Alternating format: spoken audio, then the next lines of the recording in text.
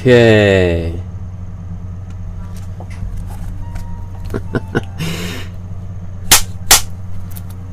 Boom, boom.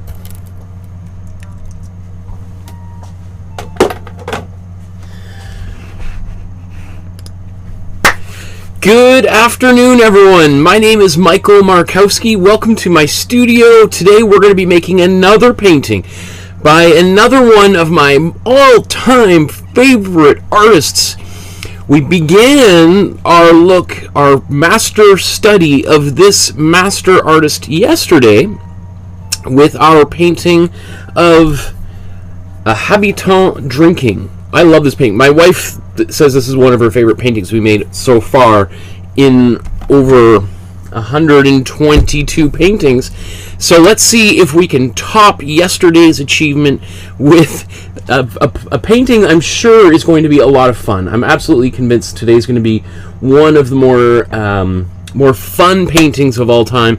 This is the painting we're going to be making today. It's called A Portrait of Jerry, and it's by the fantastic artist Cornelius Krieghoff.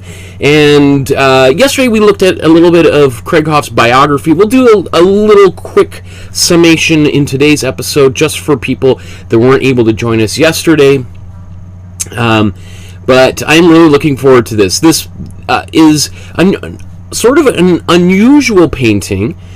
I guess the painting, the subject matter is not entirely unique. Artists have painted animals for thousands of years.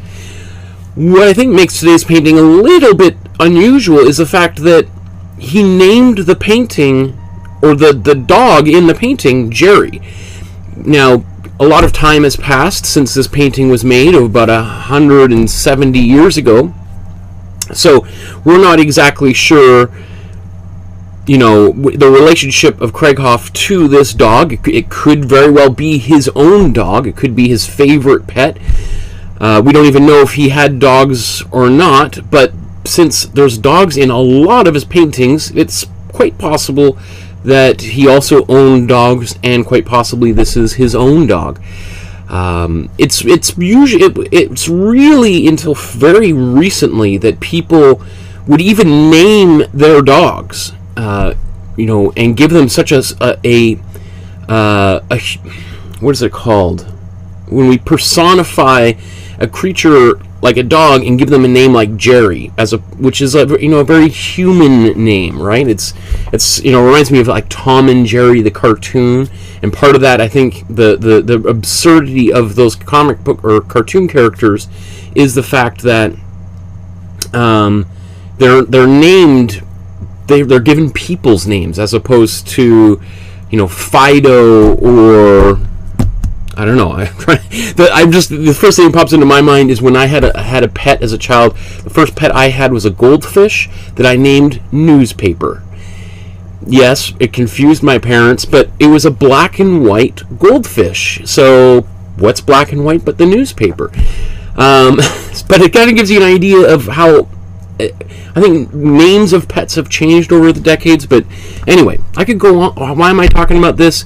Because I'm so excited about today's painting. I'm so excited about today's artist. Obviously, this is our second of two paintings that we're focusing on Cornelius Krieghoff. I'll let you know that there's an outline for today's painting that we're going to trace onto a canvas in just a couple of seconds. So I'll let you know that to find that outline, you go onto there's a link in the description below somewhere there for a Dropbox folder, and you'll see lots of folders in here. And these are all paintings that we've done so far. I mean, let's see if there's an animal in here now that I'm thinking about it.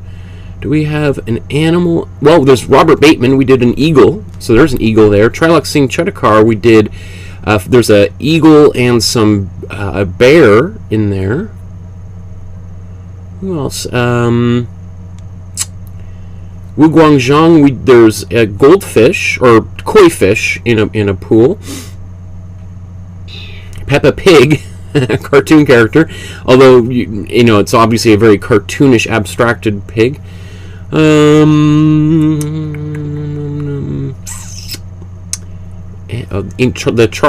Charlie Russell painting is a guy on a horse.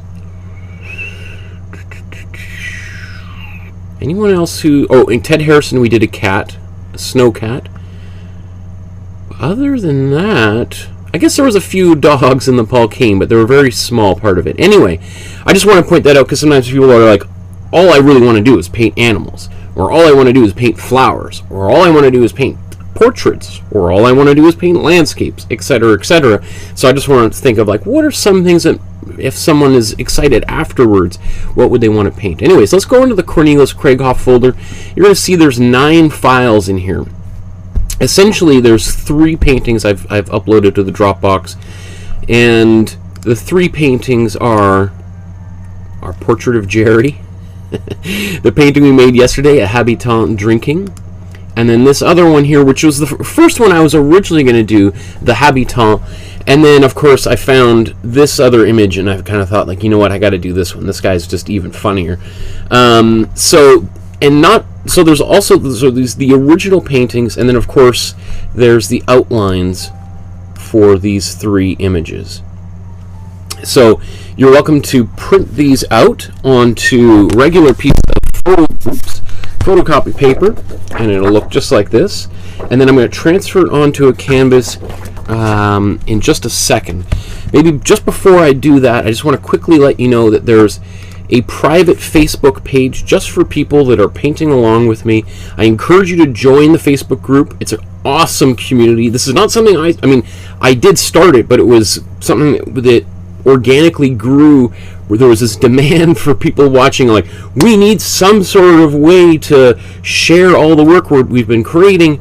So one day I put this together. I barely visit it except once a week, and this Saturday, I think it's this Saturday, I'm going to be doing a special episode where I give you feedback on your artwork. So upload your pictures to the Facebook group, even if it's not something we're doing in class. I love looking at the things that you're doing in your own time outside of class and applying, hopefully, some of the lessons that we've been learning together. So we'll talk about Krieghoff's biography as we go here, because I really want to get this painting started. I'll just show you the results of yesterday's painting. That turned out pretty good, right? Pretty happy with that. So let's see.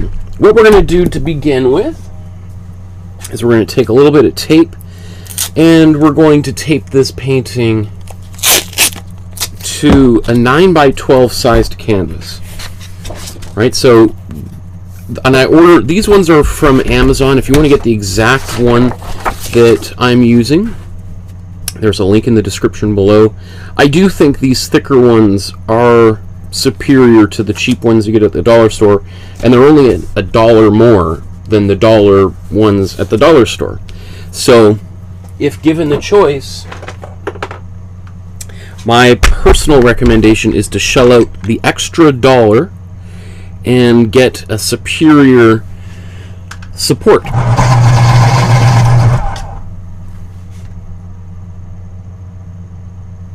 Someone says there's a problem with the sound. Oh, it might be a little bit louder than normal. Oops, I'm not sure. Let me know how that sounds now. Might have just been a really high volume. That's weird. Thank you for letting me know in the chat how things sound, because... Okay, So I'm going to take this piece of carbon paper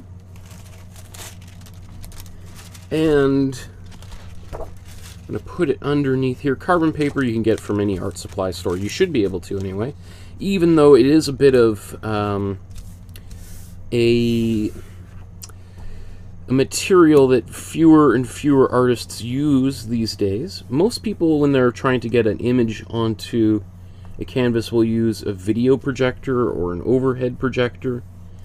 But this carbon paper method is something I've been using. This kind of, I've always been interested in different ways of getting images onto the canvas as quickly as possible. I remember when I was in college, and please let me know if that solved the audio problem. When I was in college, I used a video projector, an acetate projector. What was the other one? There's one where you could put a piece of paper into that big machine. And I used all of them, and I remember people would deride me as a copyist or copier, that there was something somehow inauthentic about using a method like this to get a painting started. And I understand where that comes from. You know, that's often because I think people like to think that artists are just these geniuses that you know, can magically go poof and the perfect picture appears on the canvas. And there's centuries, literally hundreds and hundreds and hundreds of years of artists who've been super secretive about their process because they want to cultivate the idea of being being a genius and being able to do just that, of magically cause a painting to appear on a canvas. We know now, through the wonderful research of various different historians, and I think really the artist who's made the person who's made the greatest contribution to this is the artist David Hockney, who wrote an excellent book called with this guy, I think it's James Falco, called The Secret Knowledge. Excellent book. You can get it, you should be able to get it from your local library. And there's also a documentary, and you can watch the whole documentary for free here on YouTube. I would say it's probably some of the best time you could ever spend online, because it's a theory that he proposes, but I think if you're an artist, it's pretty hard to, you know, there's some people have disagreed with it, and the only people who really disagree with it are historians, and because they see because okay, essentially the idea is that artists have been using lenses and projection devices for about 500 years, 450 years or so. And because artists would just use whatever tool is available to them to make the best picture possible. And all of a sudden, around the mid-1400s, all of these incredible lifelike paintings just suddenly appear kind of out of nowhere. And this is best exemplified in David Hockney's, he calls it The Wall, where he's printed out hundreds and hundreds of images, and you can just see there's just like, all of a sudden, you know, it's like if you've ever been, you know, in a car and it's pouring rain and you're driving down the highway, and then all of a sudden the rain just stops, or the rain just begins, right? It's as bizarre of a situation as that, where all of a sudden all these artists just magically have this uncanny ability to draw everything perfectly the first time around. Barely any sketching on the canvas, boom, it just appears, right? Well, we know from some of the documents that have been unearthed, where should I put this while I paint on this thing, that those artists were using lenses and mirrors to project images onto the canvas, which they then traced. Now, that sounds like, wow, well, that's really easy, and that's why so much resistance has occurred, because so many people are like, oh, that's sacrilege. You can't say that. You can't say that some of the greatest artists in human history were using a lens and they were copying the image onto the canvas. That's sacrilege. Well, if as an artist myself, it's an absolute no-brainer for me personally. And I know there's some artists who disagree with this, but why would I not use every available tool to me to make the best possible artwork, right? Especially if you think of an artist being a small business, right? And if you are a small business owner, and I'm a small business owner, this is what I do for a living, right? Making art.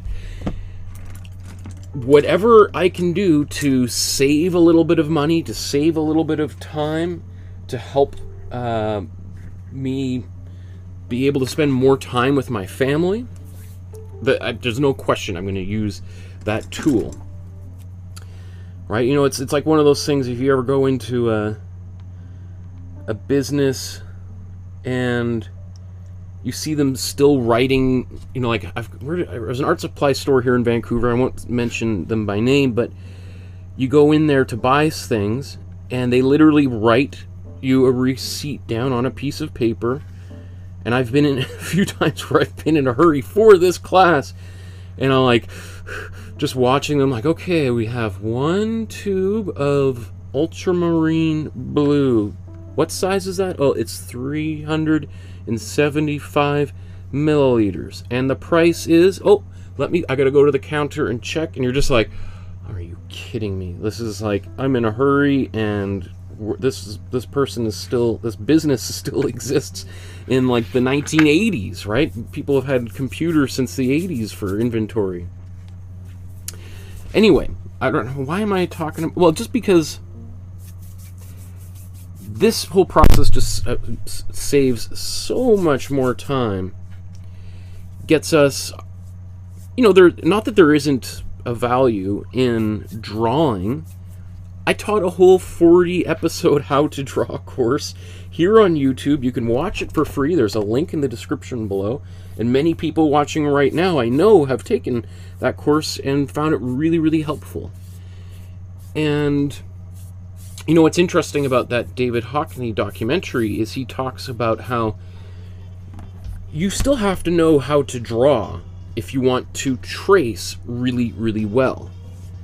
Understanding a little bit about the human form, proportions, etc.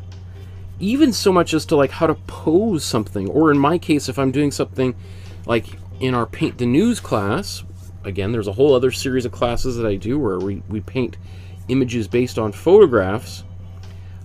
I spend quite a while looking for the right photograph for an image that I think is going to look good as a painting. Because not every photo is going to make for a good painting. In fact, virtually like 95% of photographs, I think, are going to lead to really bad paintings. Even if I was making the painting, even if Leonardo da Vinci himself was going to make that painting, if he magically reappeared here today, he would say the same thing, like, oh, no, these photos, that won't work, that won't work, that won't... Oh, this one would work. I could do a whole episode just showing people ideas of how to choose better photographs to make paintings based on. Anyway, that's pretty good. So what I've applied here is just my warm yellow, as I typically do almost every episode these days. And this color is definitely not the color that most artists use. Most artists would mix a brown. And if we wanted to make a brown out of this, we would just add a little bit of red and an even smaller amount of blue, and we would get a pretty good brown to put down here as a colored ground for the foundation of our painting. The only reason why I just go right to yellow is it's fast. Everyone's got that tube of yellow, so we're all starting from the exact same place. And I also find it does give the painting a bit more of a glowing effect, which I like. I love color. You've seen, if you've watched any of these, you know that I really like big, bright colors in my paintings. So this just kind of gives it a little bit of an extra jolt of warmth, really. I mean, technically, actually, if you painted on just directly onto white, you're going to get more saturated colors, but I want my colors to have more warmth to them. So anyway, we're splitting hairs a little bit, but let's just clean up our space here. Okay. I think I'm missing... Oh, there's a few of these tags here.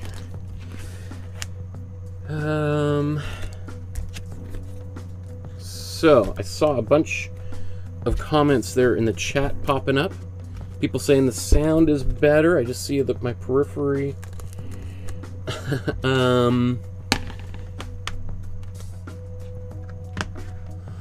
Let me see. Yeah, Heidi said, my voice sounds kind of hollow, as though I have a cold. It's not echoing. Eleanor says, I drew a bone instead of a rat. It felt better for me. The speaker, the sound is a bit weird. Yes, an audio problem. Hello all, I'm in Red Deer, says Donna. And Deborah says, that sounds better. Donna says, what then Fox Creek? That would have been the farthest north in Canada I've been, unless Geraldton, Ontario is farther north. I don't know. I might have missed something. And Donna says, I really love dogs. I really want to paint this one. Cool. That makes me excited to hear. So, I also, just while I'm just doing this, I think it might be beneficial for some people to label their palette like this, just to kind of keep, like,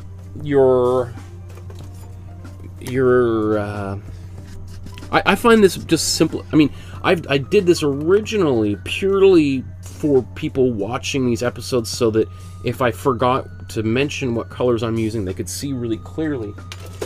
But I also think, like, just for me, when I'm painting, and like, sometimes I just get into the mode of painting and I lose track of what I'm doing or thinking. And it's really helpful just to be able to kind of quickly look down, see a label, and then just mix that color and move on.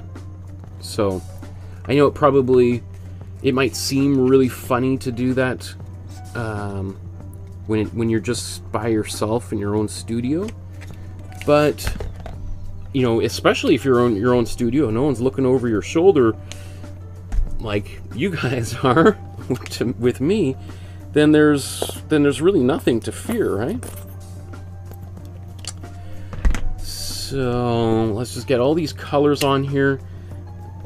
I've talked about which colors these are ad nauseum on many episodes, so I won't go too far into it, but just as a reminder that all of the colors are listed in the video description below if you want to buy the exact ones I'm using. There's Amazon links. I would say that you probably, I think these tubes of paint on Amazon are maybe twice as much as they can be elsewhere. So just do a little bit of a double check and find that you can get the less expensive ones. You can also get less expensive brands, and you can get far more expensive tubes of paint. Like, so for instance, this isn't one of my most expensive, but this tube of paint, this yellow ochre, which you could use as your foundational paint as opposed to the warm yellow that I've used here, this tube of paint is probably like 15 bucks. This tube of paint is like 12 bucks. And I've got some tubes of paint that are about $70 that are actually even smaller than this back there, just because they're really high pigment count, super high quality. But as we've seen over past 122 paintings, we can pretty much paint any painting that's ever existed. We might not have the absolute most brightest possible color that some of those expensive pigments have, but we can sure get darn close. And especially if you're a beginner artist, getting just even anywhere near that is a kind of a miracle, right? Okay, so my canvas is just a couple of minutes away from being dry. So why don't we just take a quick second here to look at Cornelius Krieghoff, and I've heard Krieghoff also as an alternate way of pronouncing his name. I don't know why. I've just for past 30 years been calling him Cornelius Krieghoff, so my apologies to anyone who's a Krieghoff scholar that is bristles every time I say it. That's just if I could try to say it the other way, and I'll just say it wrong, so I'm just going to say it wrong right off the top, right? If it's wrong at all, who knows? You know, he was born in Holland and Amsterdam. I don't know if that makes any difference to how he would pronounce things. It's worth just sort of, let me see, what could we talk about that we didn't mention yesterday? You know, born 1815 and dies in Chicago in 1872. His most productive period of time is the time where he's living, he moves to Canada from New York. So let's see, he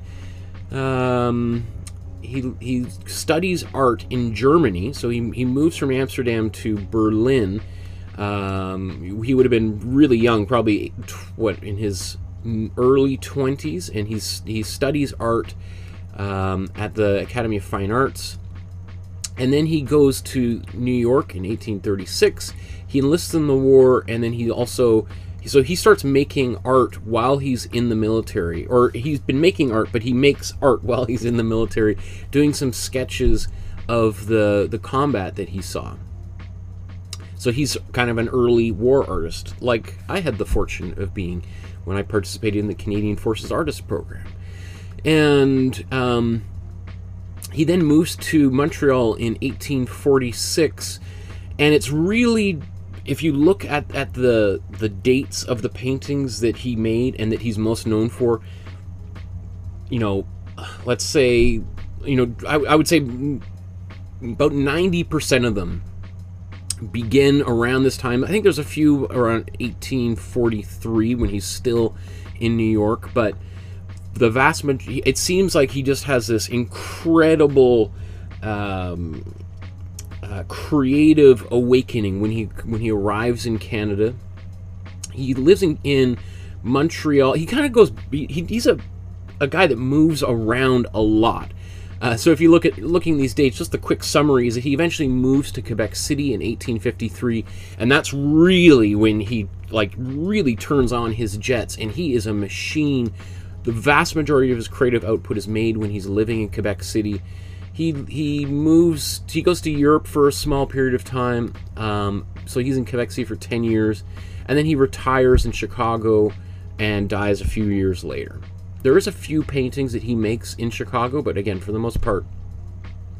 Another thing I mentioned just yesterday, but it's worth just mentioning again, is virtually every major museum in Canada has a Krieghoff painting, which is a little bit unusual. Most of the great artists, at least in Canadian history, tend to have their art collected by one regional museum or another.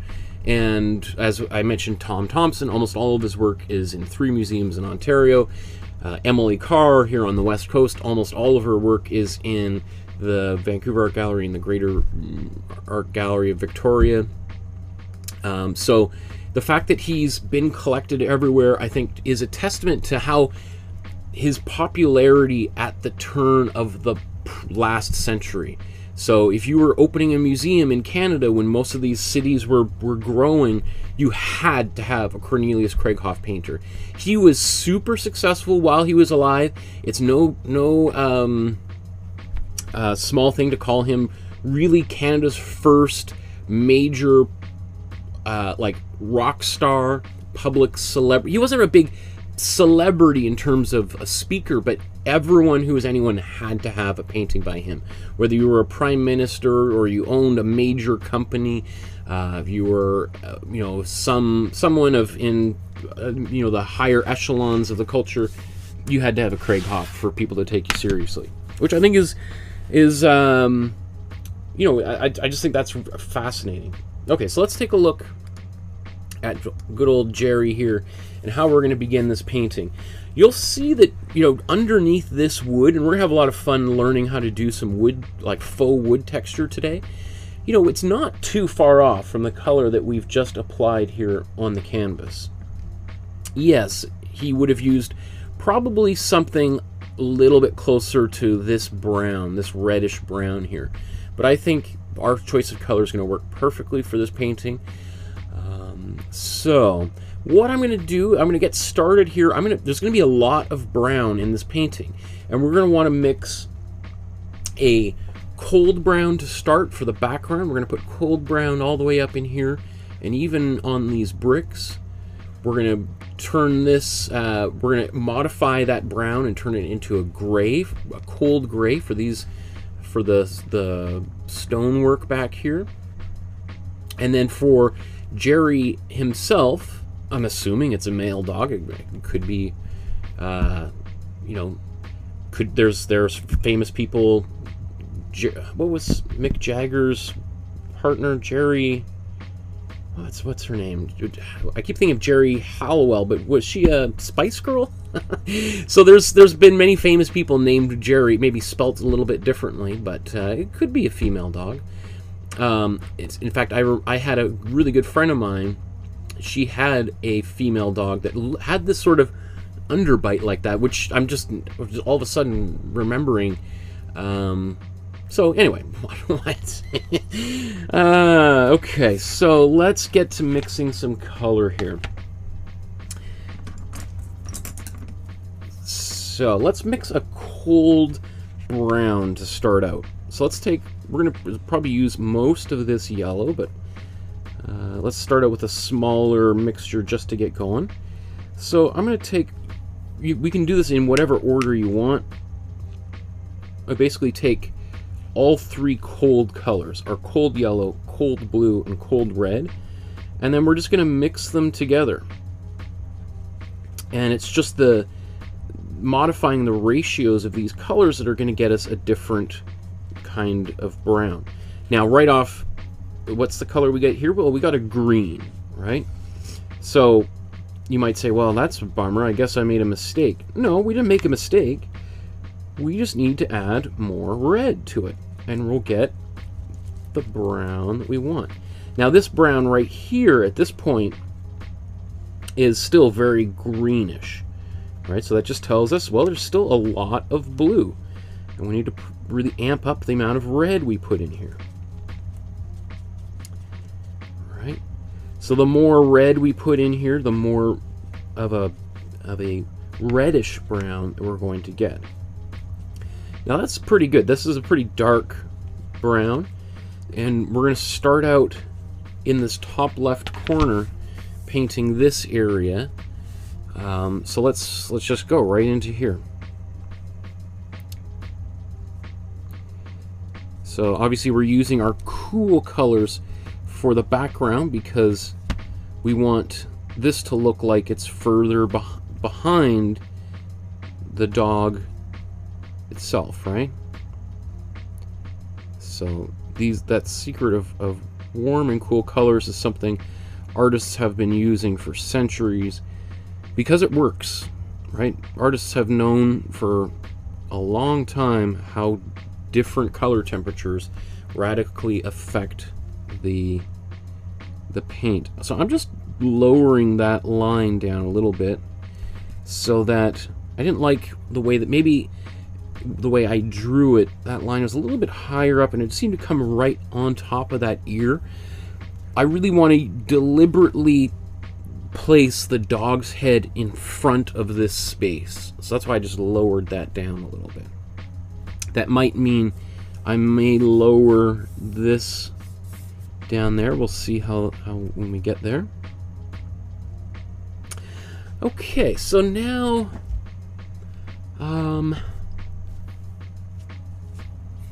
I guess there's let's start turning this into a bit of a gray. Or let me see. I guess we could paint. Let's paint this brown here. even though this is a shadow, I mean, probably the best thing would be to paint this gray first, but I'm like, I got this paint. Let's just see if I can use it right now. Yeah, I'll probably even paint over this with gray, but it's just sort of helping us understand a little bit about how the shadows here work, right? There's going to be this shadow on the brick shortly. Anything else I can do? I guess he's got a bit of this brown right here. I'm just going to put this like that just really quickly. I'm just having a little bit of fun. That's also, you know, if I was painting this without any pencil lines on, I'd start kind of blocking it out in that way anyway. Okay, so let's turn this into a gray. And what I'm going to do is let's take this white. I'm going to put it down here. Now this color, actually it's got a bit of, it's grayer than I was expecting it to be. Still a little bit more on the, actually, you know what, I'm going to use this. I was going to put some warm red in here, because the warm red and the cool blue will totally cancel each other out, but that's actually a much better gray than I was expecting. Now the thing is it's really, really light, so let's add a bit more blue, and I will put some warm red in here.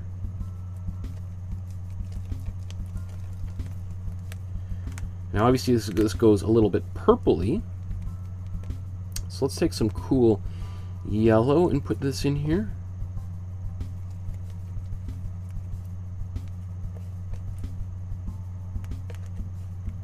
And now we've got our gray back. Okay, so this dark gray,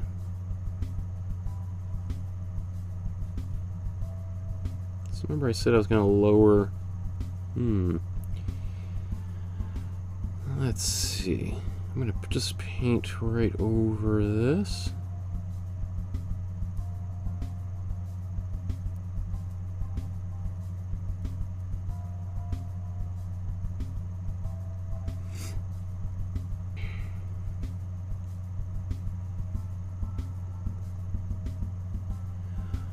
Okay, now that's actually maybe a little bit darker than I was hoping, but we can always lighten anything up. What I want to do now is let's do the stonework in front. So I just put a little bit of extra white in here.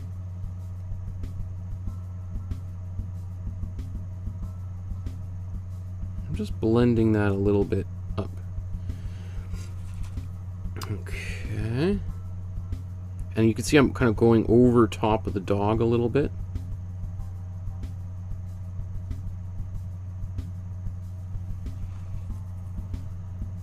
Same thing, I'm just going to paint that.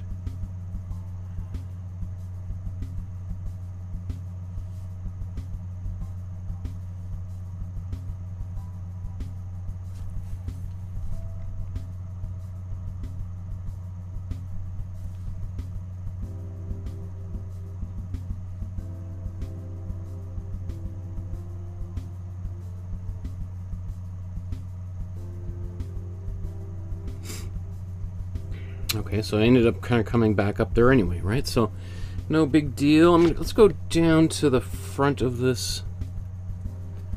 These steps just make it a little bit darker.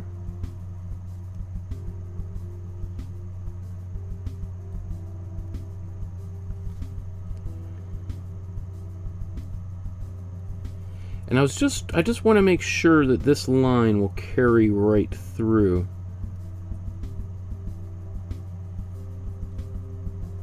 I may even get my ruler out just to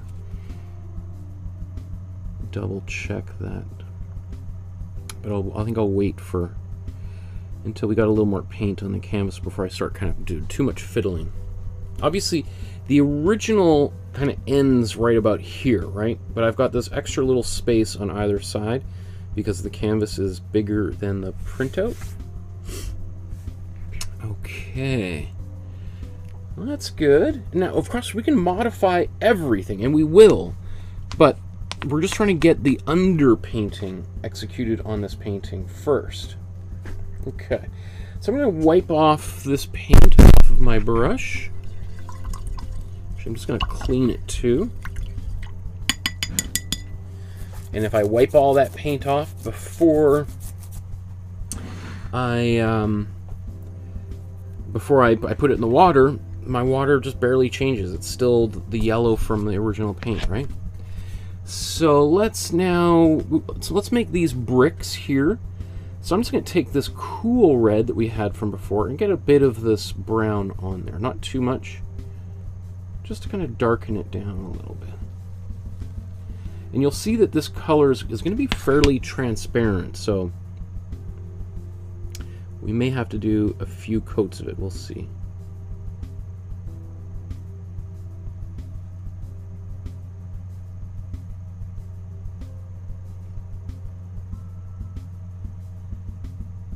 And you can see I'm still using my big old brush. I'm not doing any fiddling with tiny brushes. There'll be plenty of time for fiddling.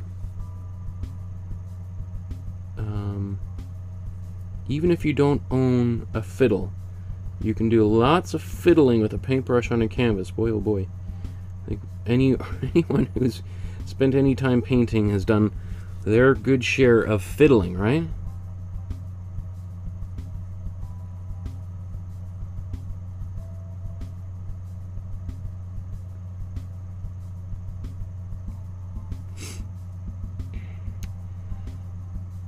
We'll paint white, or a very a bit of a kind of a grayish white in between those bricks later on. Okay, that's pretty good. That's pretty good. I'm pretty happy. So now we've got, like, and that took us maybe 10 minutes to get in our background. Now we'll move to the ground under here, but we're going to mix a warm brown down there. So again, I'm just going to wipe off this paint, clean my brush.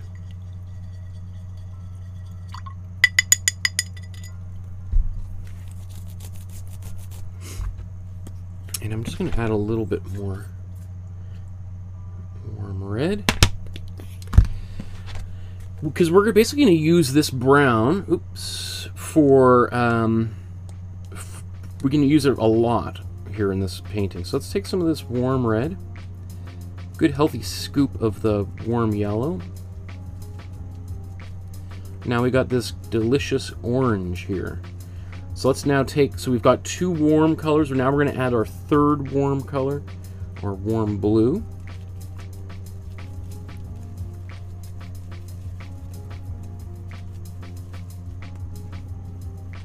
Right, you see how I don't mix it all in. If I need more, I just come back and scoop, and then maybe I do use it all, but I always wanted to see at first what the color is going to be before I commit myself entirely to it, right? Or can commit all my paint to it. So that brown is not bad. In fact, I think I'm going to use it. Well, what I'm going to do is I'm going to add a little bit of, just a little bit of glazing fluid, just to thin it out so that I don't lose, because I'm going to paint this right all the way down here. I kind of want to keep a bit of that yellow here. So by adding some glazing fluid here, I'm going to thin this paint out, make it just a little bit more transparent.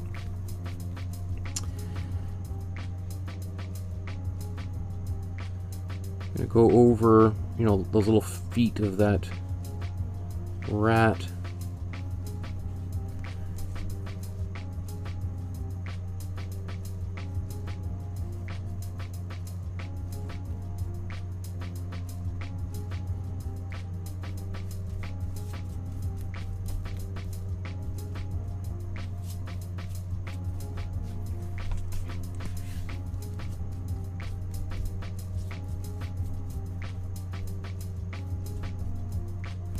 Originally, when I was looking at this painting, I was convinced that it was just a detail of a much larger painting, because that would be typical. You'd often see, especially even in his own paintings, in Cornelius Krieghoff's paintings, you would see a scene where we have, you know, a bunch of people sitting around the stove, in a kitchen, like a log cabin, and then a dog maybe sitting at their feet or by the fireplace. So it is interesting that he devoted an entire painting to this really specific detail in this this kind of moment here where the dog has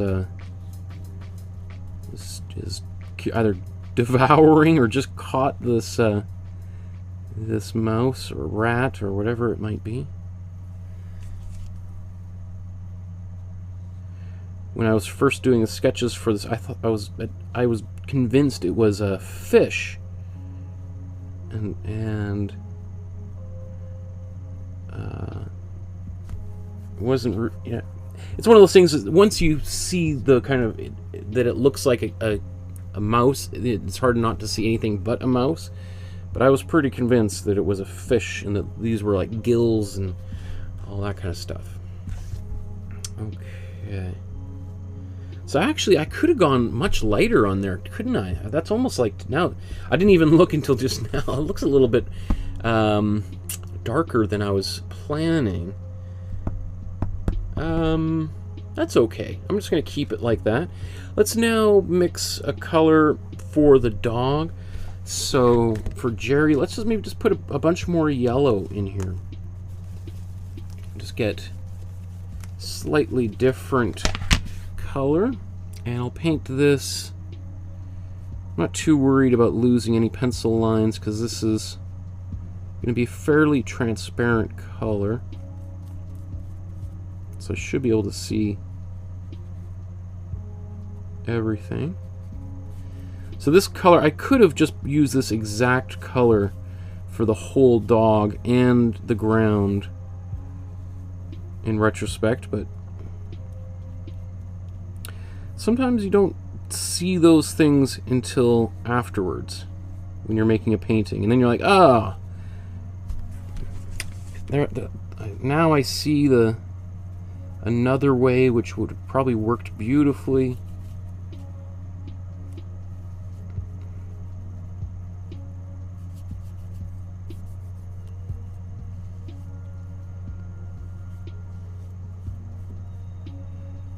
Got that gray on the top, which, you know, is, I can still see it coming through the paint, but since that area is going to go black on his tail, then it doesn't matter. If it was going to be something else, then maybe I would have painted it white and put some yellow back on top.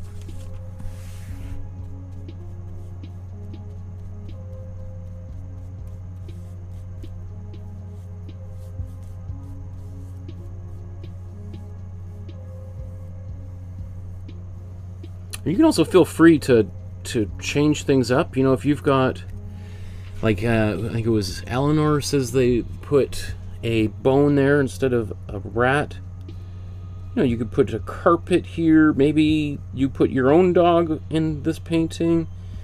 You could turn it into a cat if you want, or I mean, there's infinite possibilities as to how you might want to approach this one.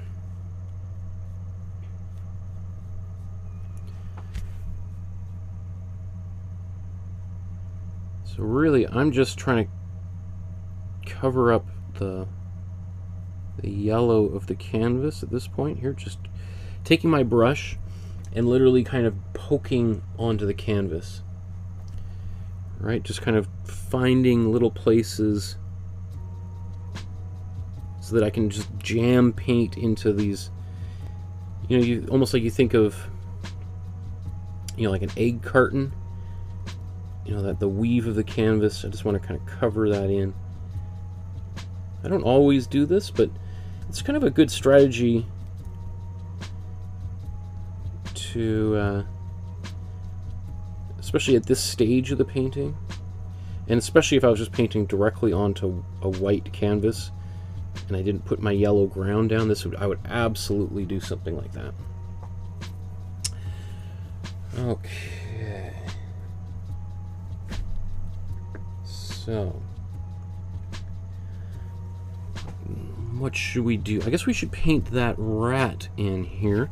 And just like we modified the, I guess let's just use this cold gray here, and we'll put some warm colors on it. So I'm just going to use the same color here. Maybe just transition to a smaller brush. A little bit more white on here. And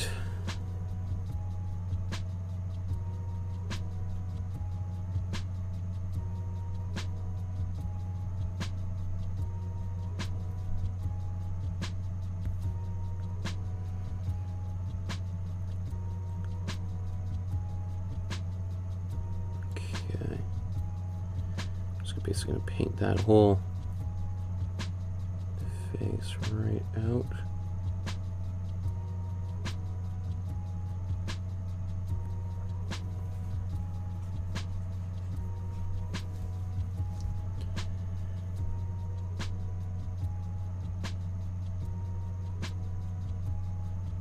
And you'll see that that tail is not in the original. The actual painting itself, I think, ends is something more like this, the original. So I kind of did a little bit of photoshopping to extend this. So there might have, and we're not really sure exactly, you know, what we're looking at in this image here. That could be the painting with the frame, and this is just where the frame is, and they've just cut out the frame. And in which case maybe there's a lot more on either edge that's just being covered up by the frame. Who knows, right? So that's why I just added that little tail in the drawings just to give some clarity, so that if anyone was looking at this painting, they would know, oh, that's a rat as opposed to a fish, like I thought it was, right? If anything, you know, I'm also gonna take just extend these little rat feet out here like that.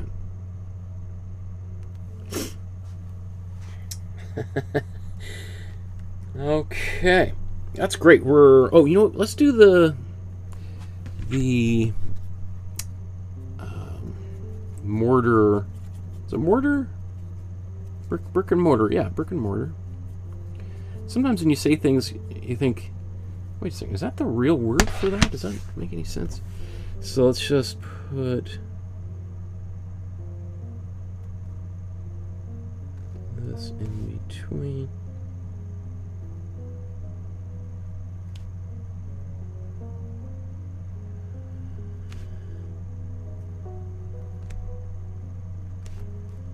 So this makes me happy. We've got basically all of the underpainting in this painting done in, I don't know yeah, this is one of our fastest ones that we've done thus far. When I'm kind of going for something a little bit better than, and you know what, down here, I guess, you know what I'm going to do? I'm going to blow dry all of this. I see some of the yellow coming through there. That's kind of bums me out, but sometimes you don't see that because the paint is really shiny and glossy when it's wet, and then when it starts to dry and it becomes more matte, sometimes that's when you start seeing some of the canvas or other colors coming through that you just couldn't see before because there was just so much light reflecting off the surface.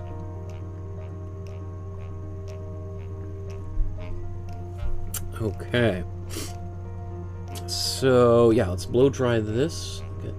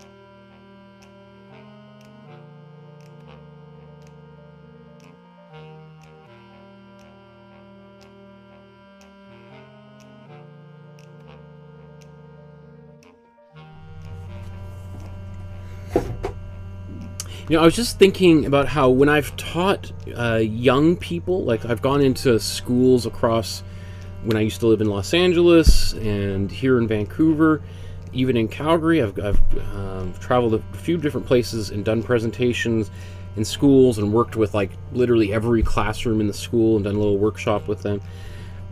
When I show kids, like even like third grade kids, to paint this way, as opposed to just getting one little square perfect and then moving to another little area and getting that perfect, it's really transformative. You can really see that there's a satisfaction for some of them, because there are some kids who get really freaked out when they see a painting like this, and it looks, they kind of lose the shape a little bit, because I think it requires a lot of abstract thinking. But all of a sudden it's like, oh, wow, I feel a lot closer to being done right now. Now I can kind of do a little tweaking on it. Anyway, that's what I was thinking about.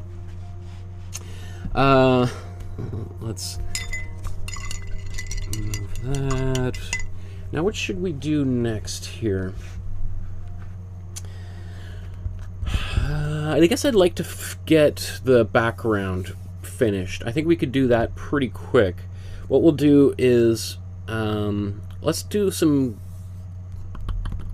a little bit of outlining with just a little bit of brown, and then we'll do a brown glaze, and then that we'll probably be done that pretty soon. Now the grass,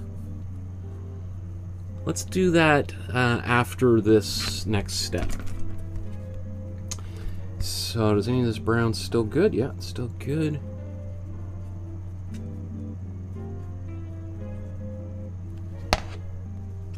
Actually, I'm just going to give it a little bit of glaze.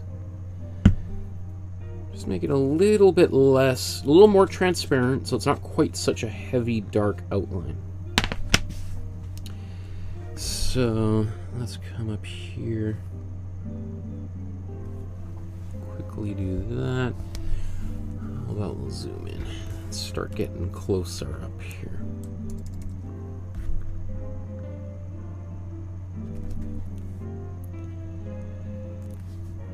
Okay, so let's define this space. Actually, maybe this is a good point just to take a step back and just think about perspective, right? Which we've talked about in previous, well, and I talked about in our drawing class, for instance. Now, this line is already pretty straight, so actually I'll just quickly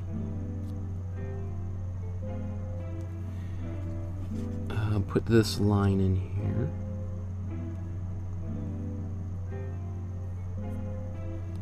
And let's get the side of this brickwork in.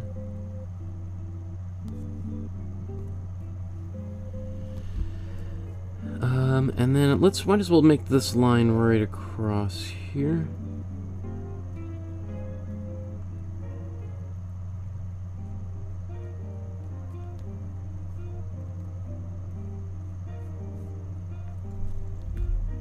A little bit crooked. Now this line, if we think of it continuing to a vanishing point over here, then this line here means that this is kind of, we've got that right. If this line, however, was going more, if it was parallel or more than this one, it would look a little bit odd. So this looks like it should be okay if I do that. I don't know if that makes sense to people. Let's say if this line again here, we want this to kind of bend outward.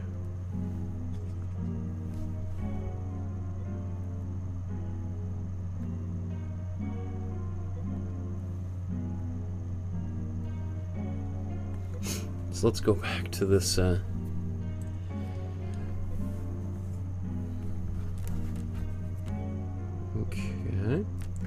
Similarly, we've got what, kind of a brick, big one here.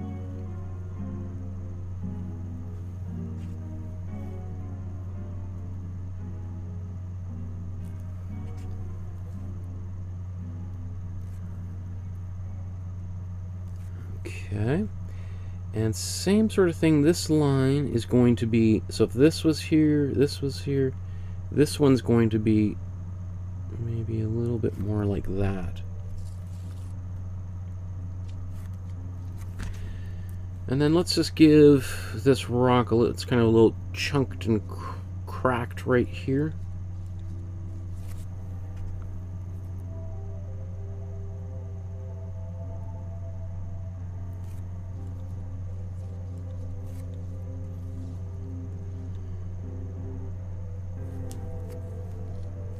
You know, these lines are kind of sloppy. I made them a little bit big and wide, but I don't mind it. I don't mind. It's up to you. If it bothers you, you could make them a little bit thinner. You could take a little bit more time.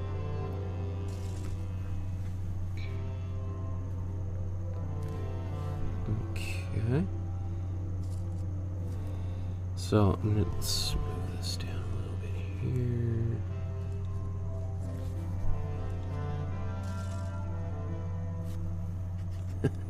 Donna says, I wish I could hear what you're saying. I'm in a car dealership with my son. That's pretty funny. Obviously you can't hear what I'm saying, so but I just think it's funny that you're attempting to watch this video while you're in this loud environment.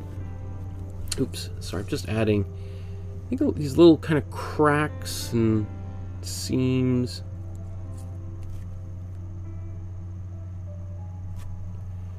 Little notches. Just gives this kind of place a little bit of that aged quality. Okay, let's come all the way to the other side. And maybe, I'm going to zoom back out again. Just before I commit this to paper, paintbrush to canvas here, let's just take one quick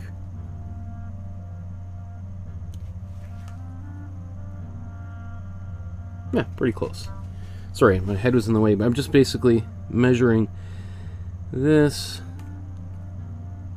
I want to make sure that this line on that other side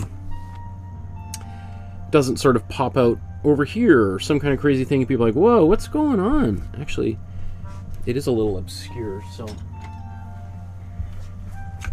what did I say that was?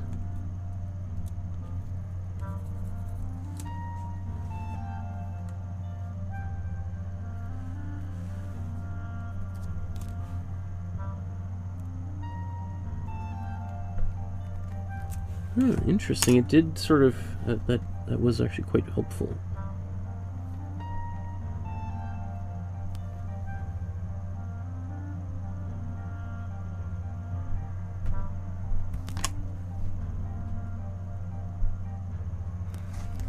Right, does that should look like it's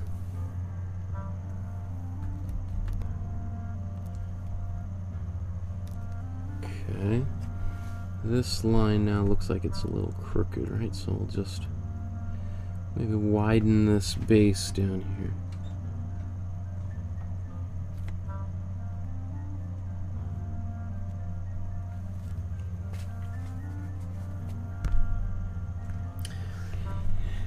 Straight horizontal lines in painting sometimes drive me crazy because they're so easy to kind of get a little bit askew, and then it can look kind of funny. But okay,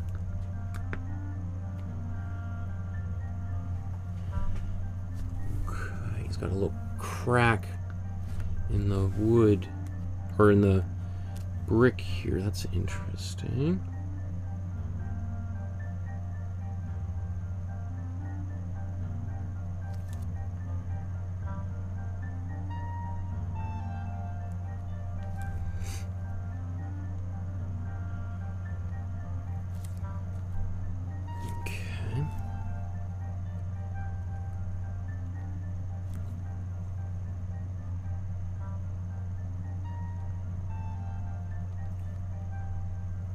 Maybe these are places where the mouse can scramble in and out and stuff.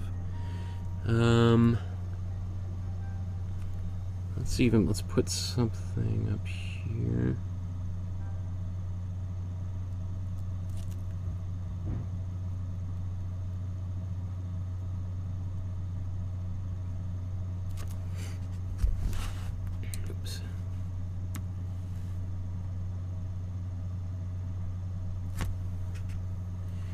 Just giving it, like, you know, you call like a bit of patina to here, just a little.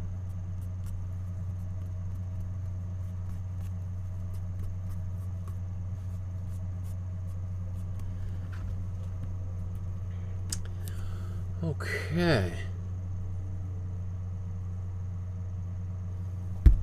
So at the moment that looks a little bit clumsy, but once we start, we're going to add the reflection, because right now we sort of got the darker part.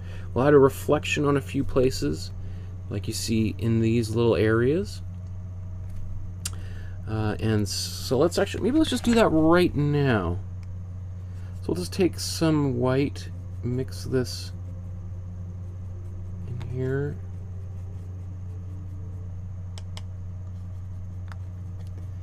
So this is sort of like our brown and our gray. It's sort of a little bit of both, right?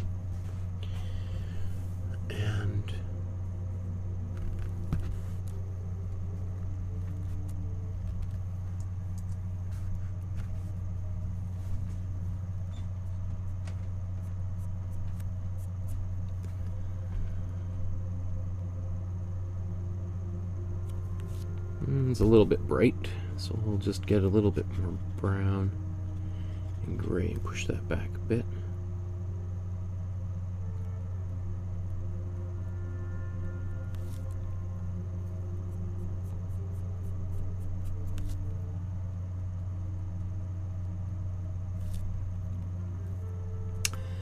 I guess there's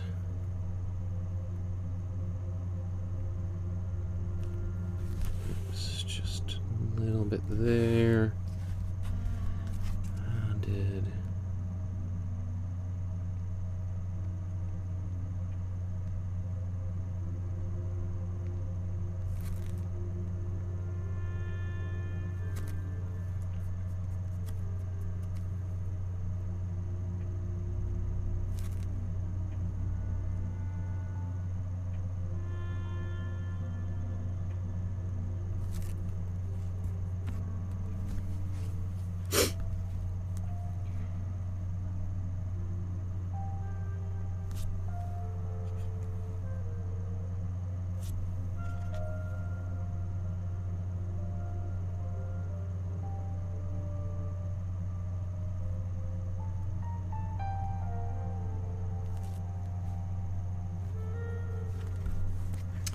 I'm just going to take some darker brown again and just kind of come back up.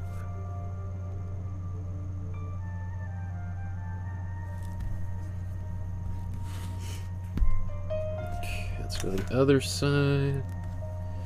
Same thing here.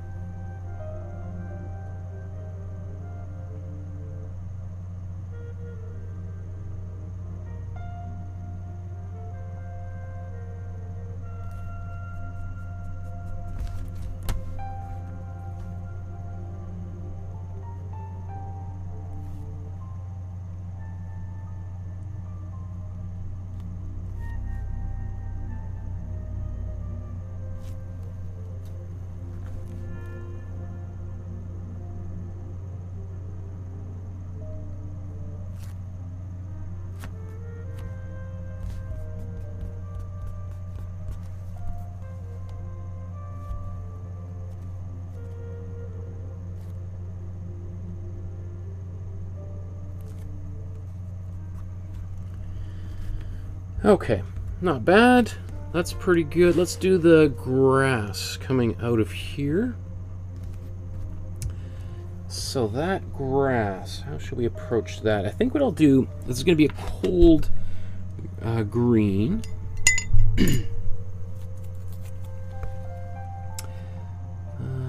Let's take some of this cold yellow, what's left of it there. Mix some blue into it. Now I think, yeah, let's just see if I can get as much out of it as possible.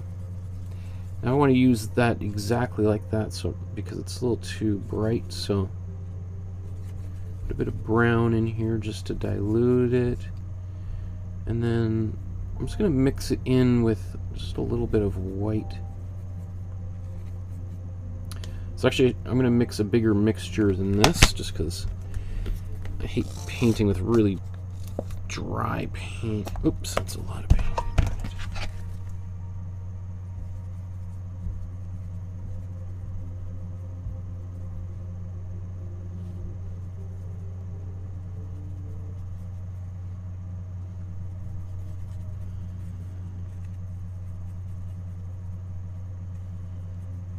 Okay, so it's sort of like a grayish green almost, right? I'll take my brush. Now this can serve as the highlight and the foundational color for all of this grass, which I can then later paint a different color or darken it. But let's say we've got some of this.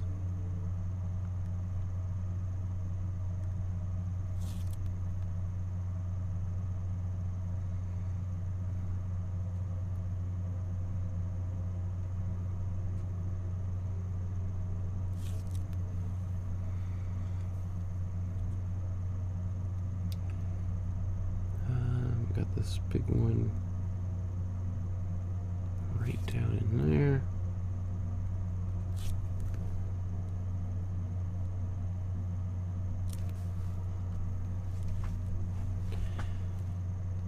It's quite a lot of it looks like a lot of grass coming through. What is it? That's like, what do they call that?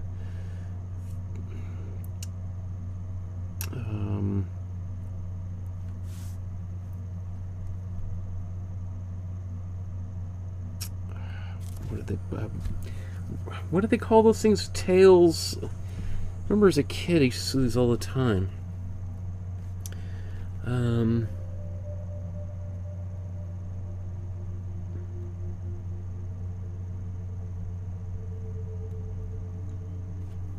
It just looks like it's on the shore of the water there.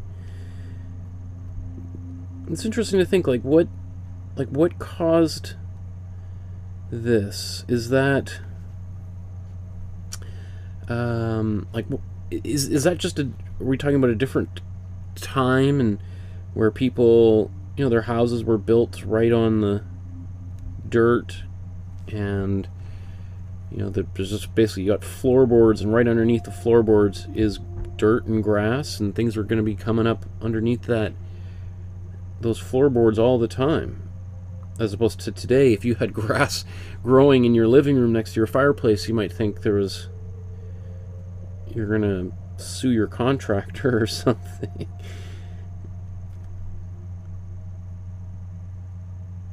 You know, so it's a little detail like that, even just this little thing here in the corner that's a bit of an afterthought also tells us something about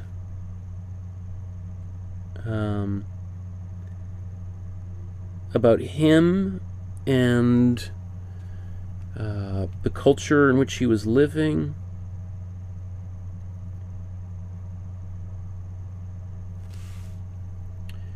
How many of these do I want to put in? So I'll darken these if I want. The reason why I put white in here is if I just started painting this green on here, these would just look really brown, and I wouldn't see, and then I have to do a few more coats of it. It would just drive me crazy. So by putting this in, it was more likely that these colors are going to really stick.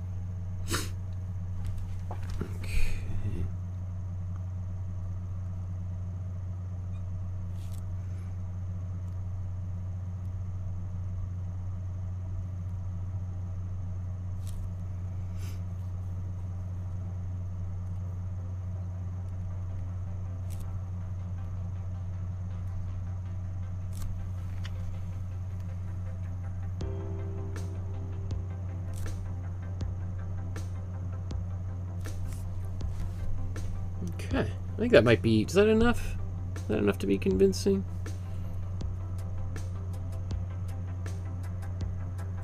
If you can always omit those or whatever.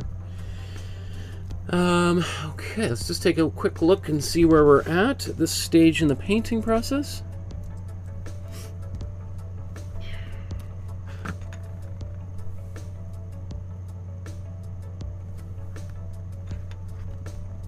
Okay.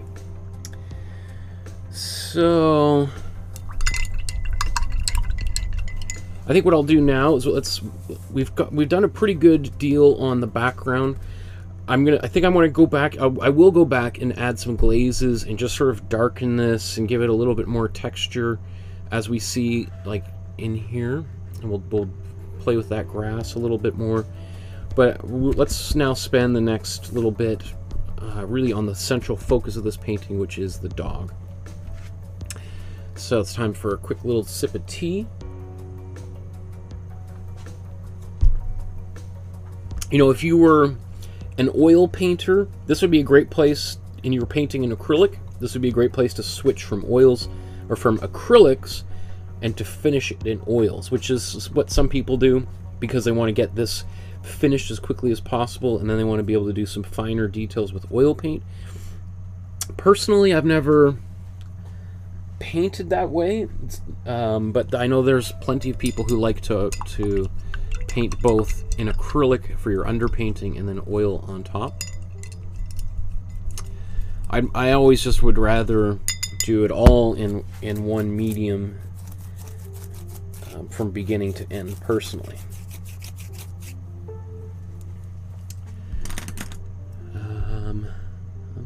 Okay. Looks great. I'm really happy with everything so far, especially how we're moving time-wise. I think, in fact, let me just set a timer here. I think in 45 minutes we should be done the foreground and then finishing the background. So I would like to be done in about an hour and a half. That should be great, right? 45 minutes. We'll see how the time treats us from here until then. Just gonna plug that back in.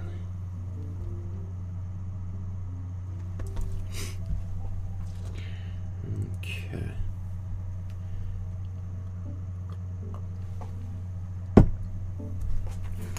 I've been doing a lot of live streams lately because starting next week I'm teaching in the classroom at Emily Carr, the university I teach at. So I wanted to sort of get as much material out there as possible because once school starts it will be busy for me. So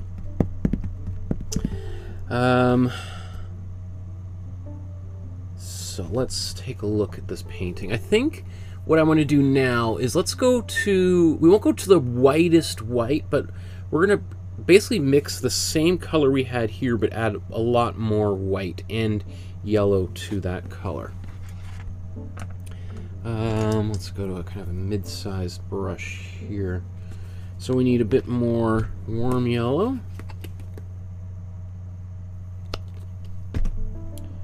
That should be good for right now. Maybe actually a bit of more white we'll need.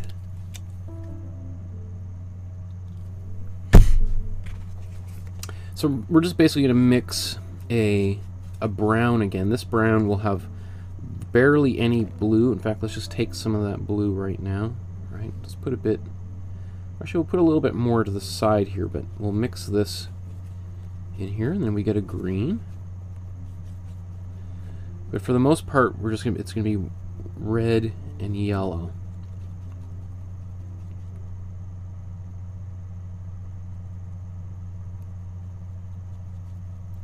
So it's got a bit of an orangey quality. It's not quite as orange as it would be if we wanted it to be actually a proper orange. We wouldn't put that blue in there. That blue is pulling the orange towards the neutral core here. So actually, I like this orange a lot. But I think what we need to do is add a bunch of white to it just for this next stage. I mean, that's often, I can't tell you, I'm always having these moments where I mix a color and I'm like, whoa, that's cool, I like that color. Maybe not for right now, but wow, that turned out really cool. So I'm just trying to kind of keep a little bit of track that in the back of my mind. As a painter, you start to kind of gravitate to some colors. There was a time where I was really into like phthalo blues, these cerulean cool blues. I had them tons in my painting. You could see why an artist like Picasso most famously had various different periods, right? A rose period and a blue period and a cubist period, you know, where he's literally using more of one pigment. And we'll talk about that in October when we focus entirely on Picasso.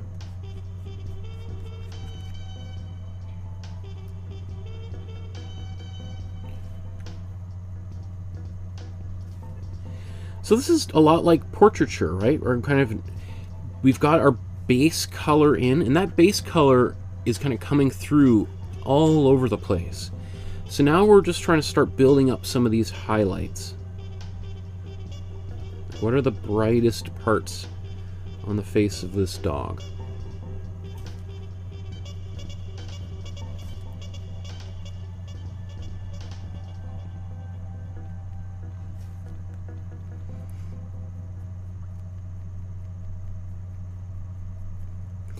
And also the way that I'm painting this with these, I'm trying to kind of,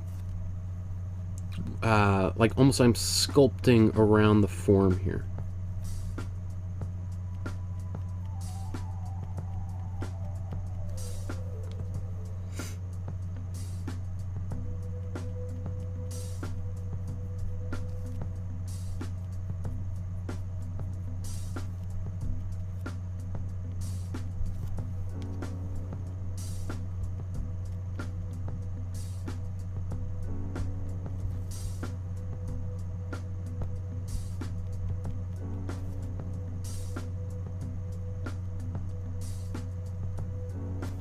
Now you could just go right into some small brushes right now, if this was,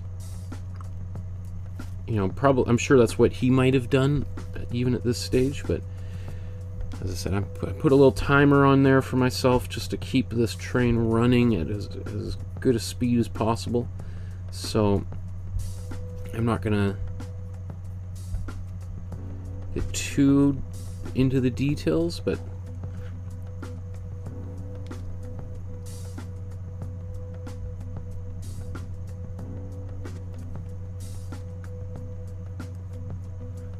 edge of the canvas there.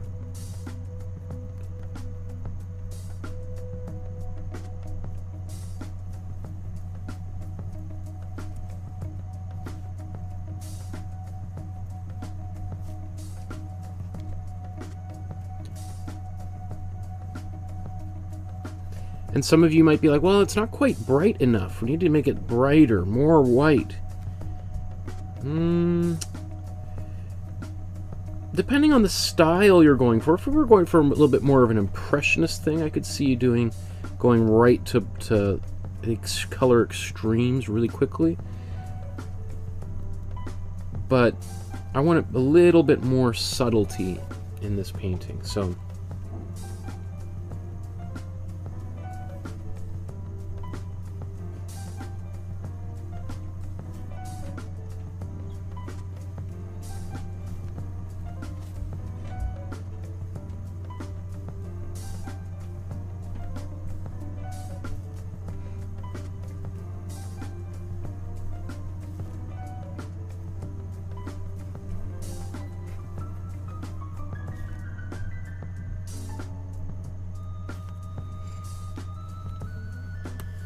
Okay, let's move right along.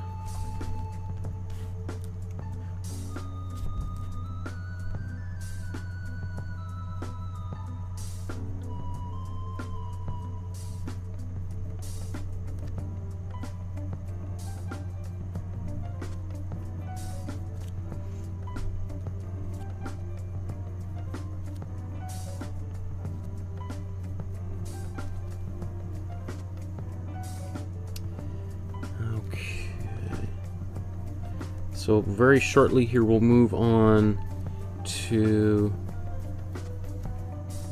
some darker colors, and then we'll go lighter colors and back and forth a bit.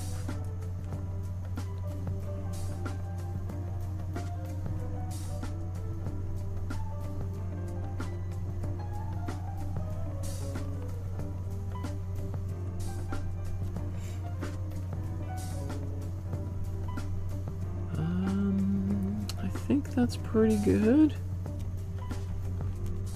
Okay.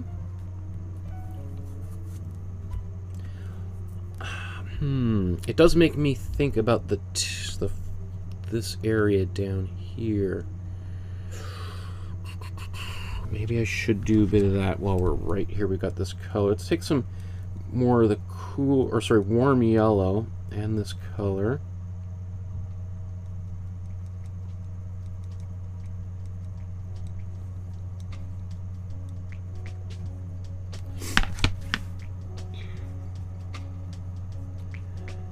And I'm gonna do the same thing. Actually, I'm gonna glaze with this a bit.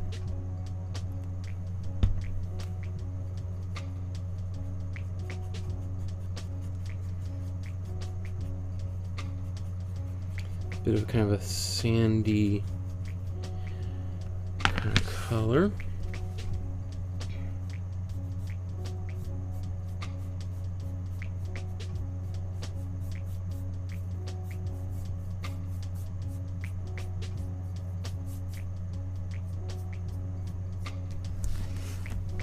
Just spreading this out as quickly as possible. This is just to kind of compensate for, I really just made this a little bit too dark.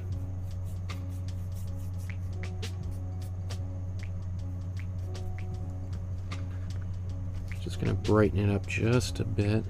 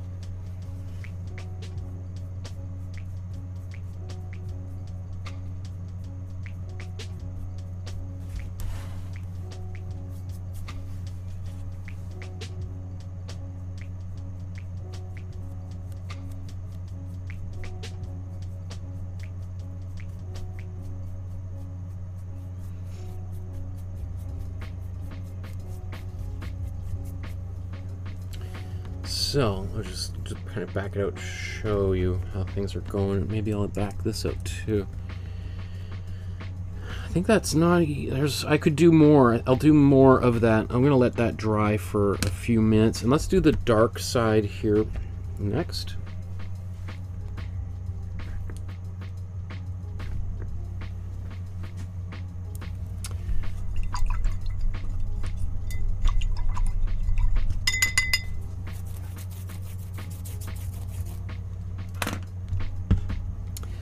Okay, so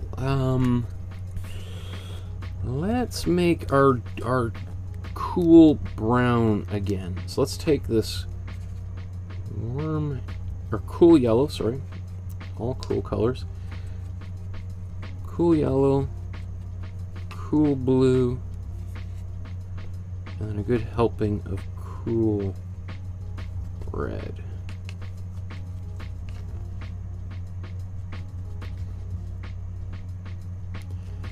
That's gone pretty muddy.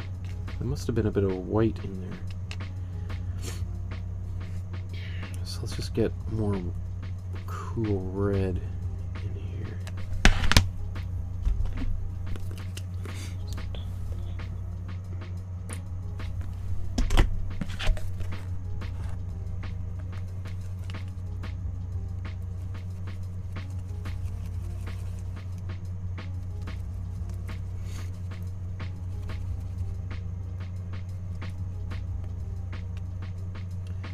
Okay, so we got this pretty dark reddish purple, crimson purple, or crimson brown, and it's going to be really dark, as we'll see very shortly here.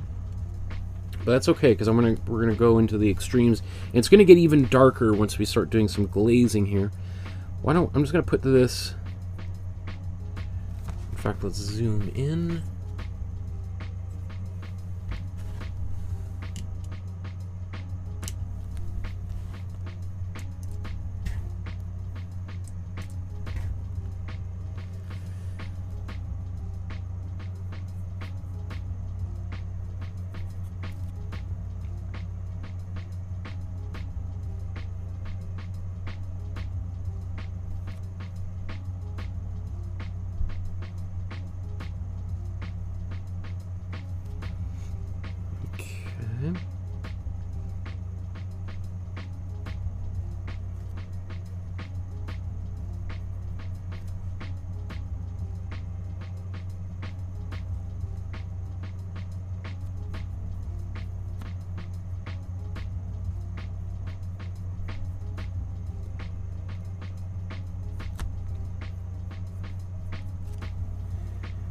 going to modify a bunch of this shortly here. Or I'm going to come in and put some kind of furry quality on there, but we're just going to lay this color in.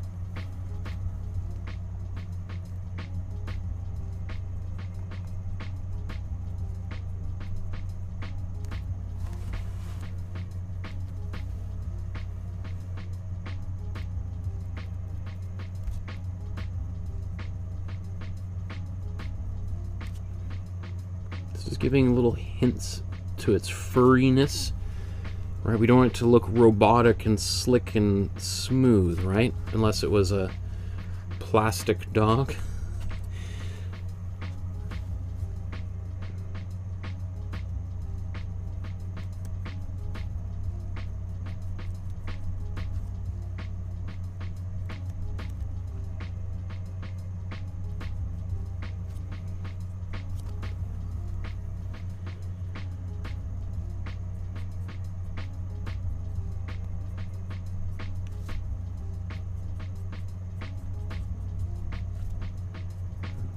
Okay.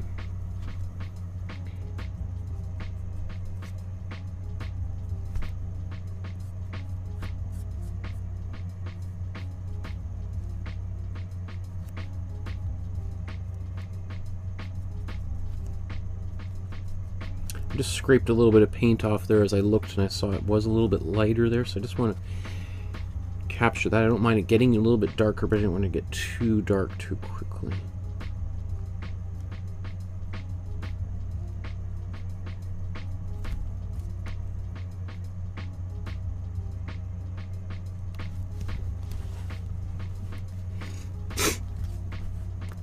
Excuse me, my sniffles.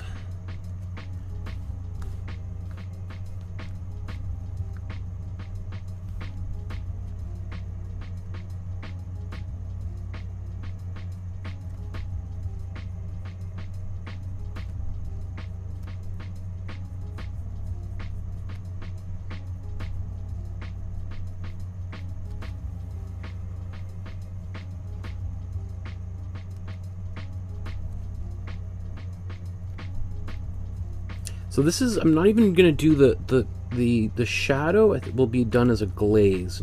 This is just the darker side of the dog, right? The shadows that are cast from its fur onto other parts of its body.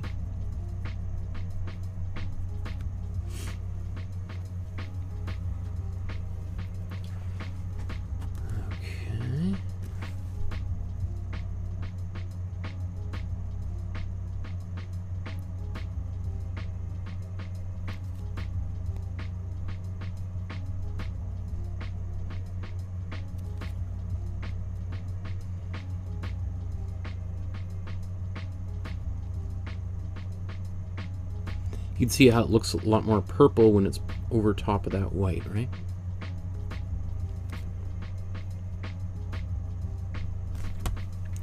I think I'm also, just while I'm right here, I'm going to paint these eyes in and the nose just so I don't lose them completely here.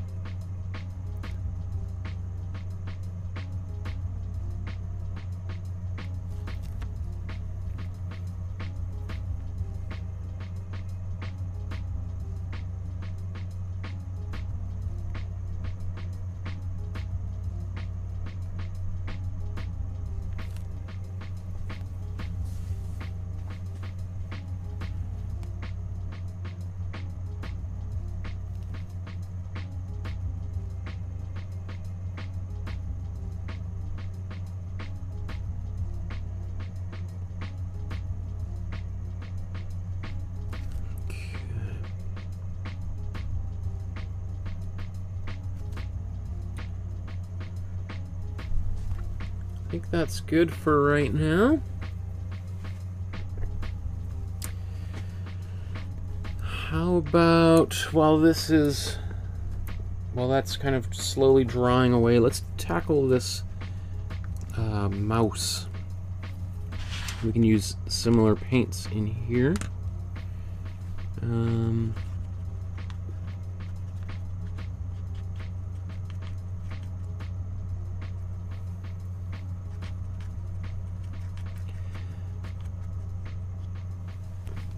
So what do we got here? We got, this is an ear.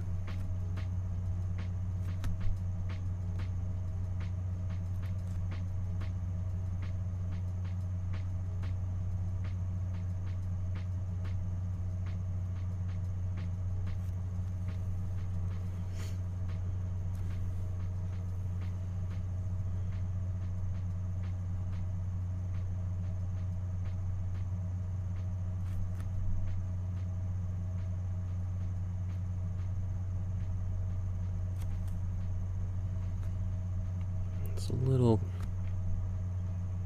confusing here.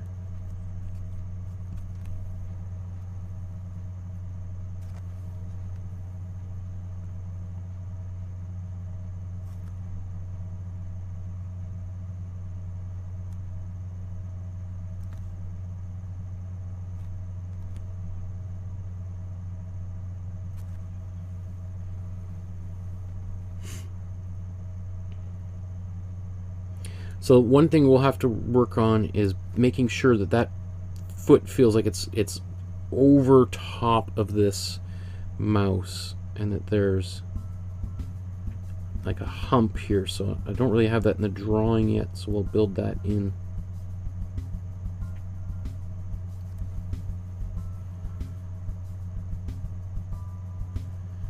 And then let's say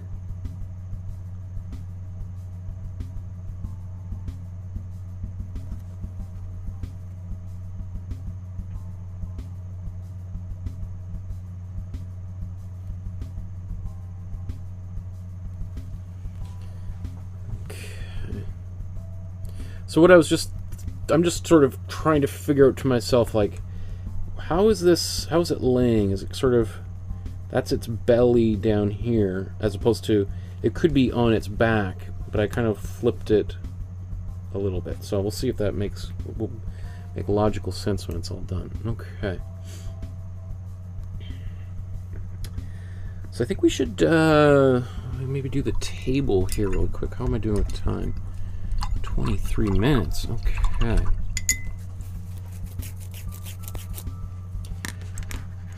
So let's back it out, take a quick look where we're at.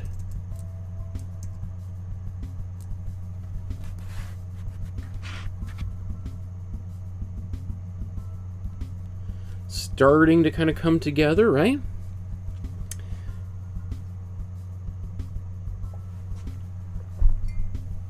I think we'll do the wood grain next. So let's just get a bit more brown into this red, or sorry, a little bit more blue into this red. It's not quite so purple. And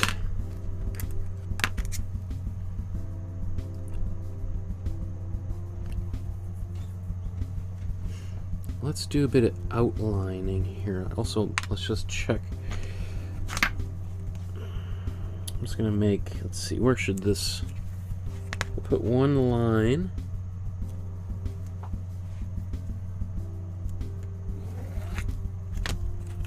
down there. That's where it's gonna be dark. I can see that line barely.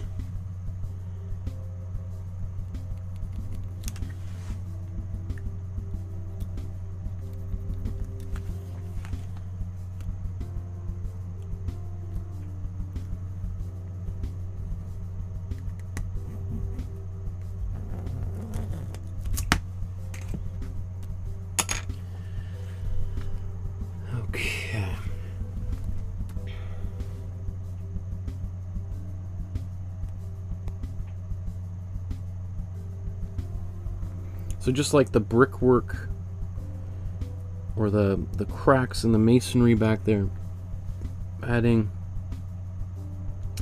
this wood line. Maybe I'll zoom in.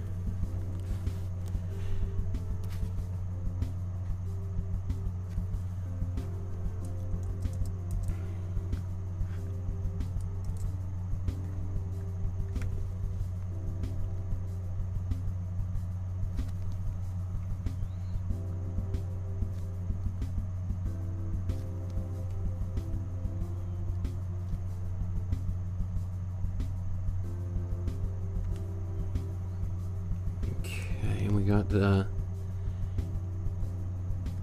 this knot right here, right?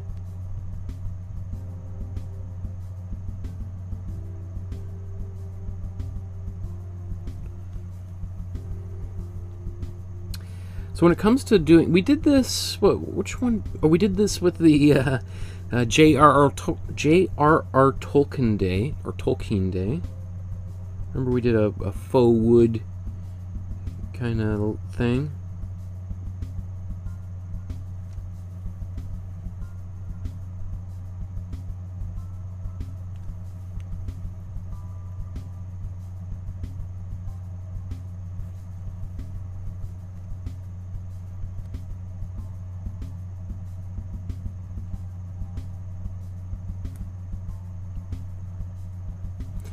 So we don't need to do a ton.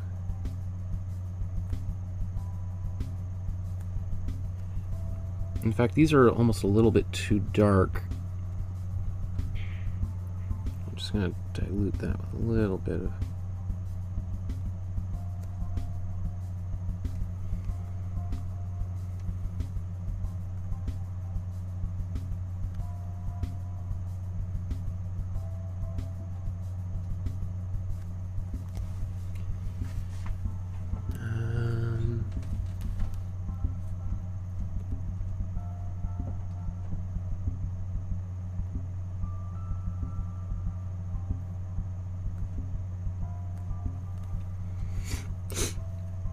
Mine are obviously a little bit darker than his lines, but I'm going to do a little bit of glazing and things over top of here to brighten it up. So having it be a little bit darker, I think, will make sure that it stays there after a few more layers of...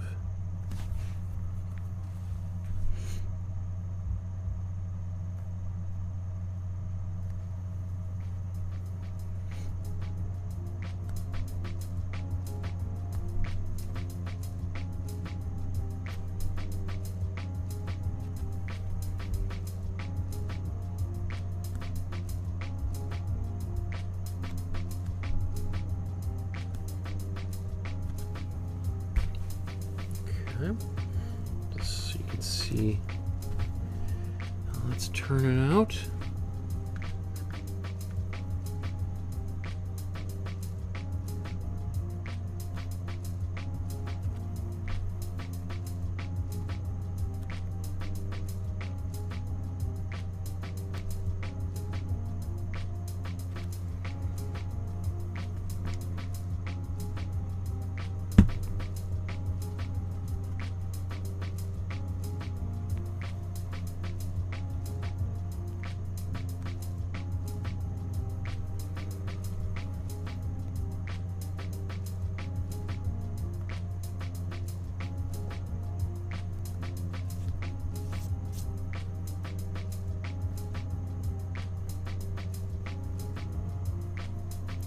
And just a little bit of glazing fluid just to make these a little bit lighter, less intense. I don't mind the knot being a little bit on the nose and being a little bit bright, but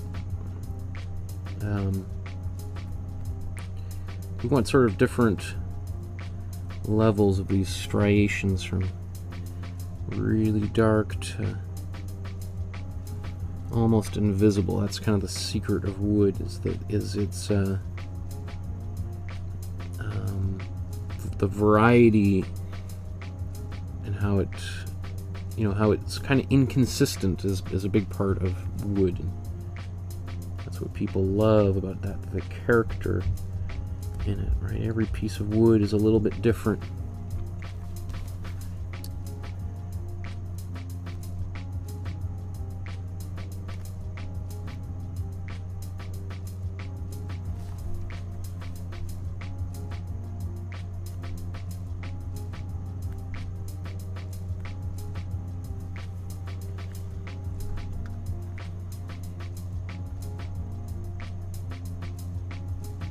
I think this is nice too. I like how he's got some of these coming over the edge here. In fact, I'm going to darken some of that.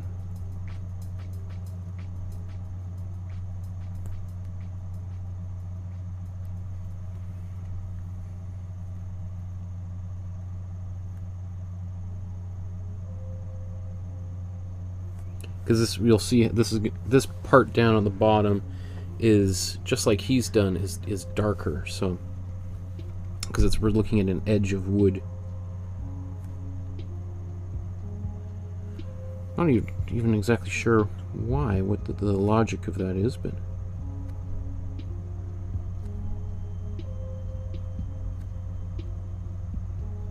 what kind of space that would be that would have like a raised platform? Interesting. I don't know.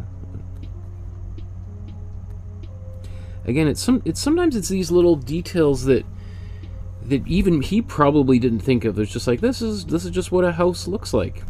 Like, what, I don't, like, what's the big deal?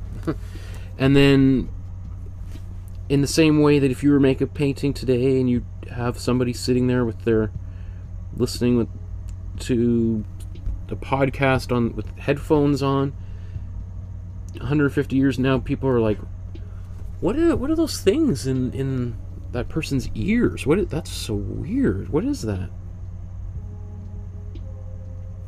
So, you know, these things that are just ubiquitous to us now later become like very significant details that tell us a lot about a person's sort of place and time, etc.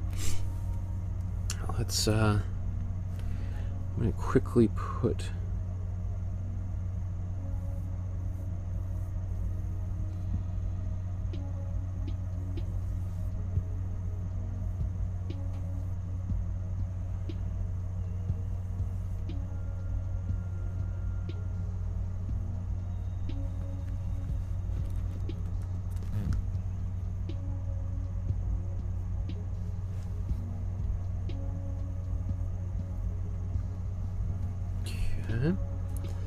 also just gonna do widen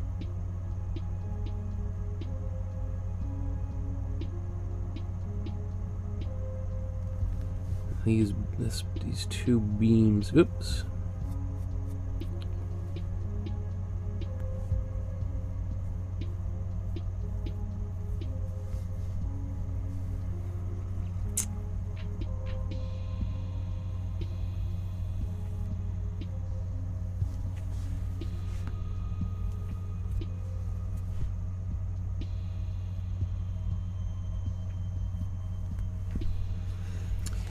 Careful where you rest your hand. Sometimes you get those.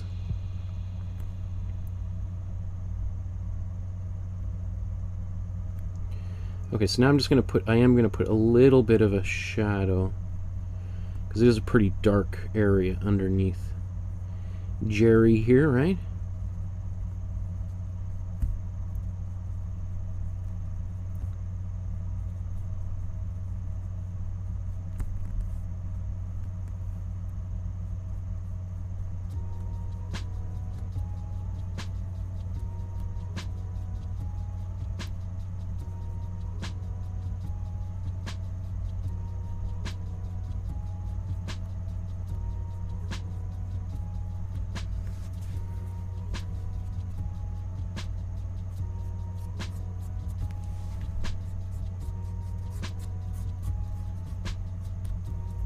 Okay. That's cool. So, I think what I want to do now, I'm going to blow dry. I guess I don't really need to fully blow dry it, but I would like to add some glaze in the background here. Let's just see. Oops.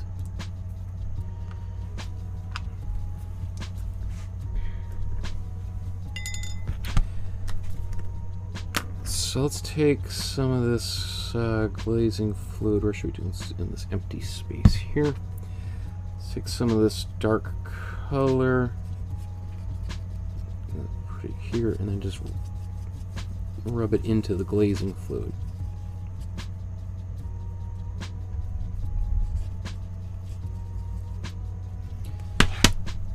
Okay. Looks like maybe even needs a bit more.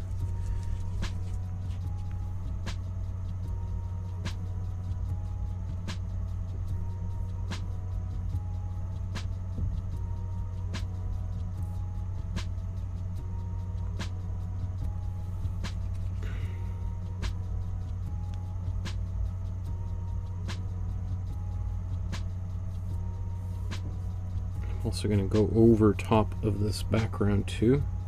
I want to keep this area dark.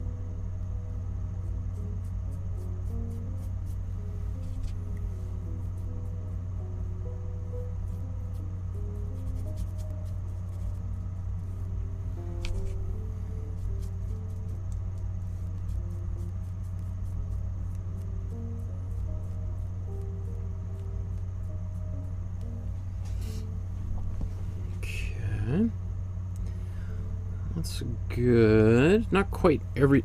Yeah, let's do a little bit of this here.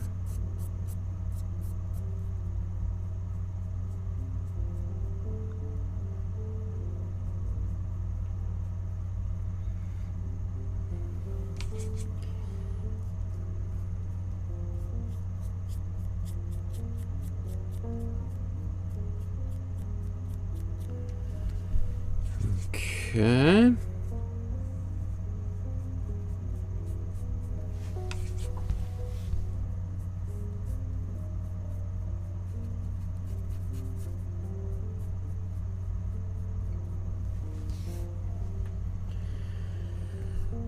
That's good. So what I'm gonna do, I'm gonna blow dry all of this, and then do another layer.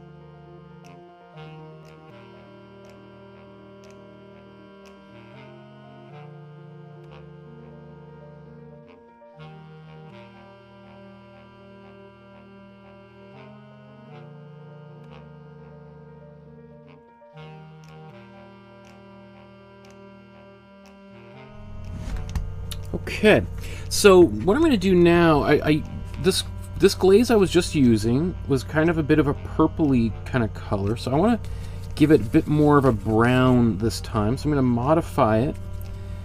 I don't think I made a mistake with having it purpley. I just want to have now a secondary level of glaze that looks different than that one, right? So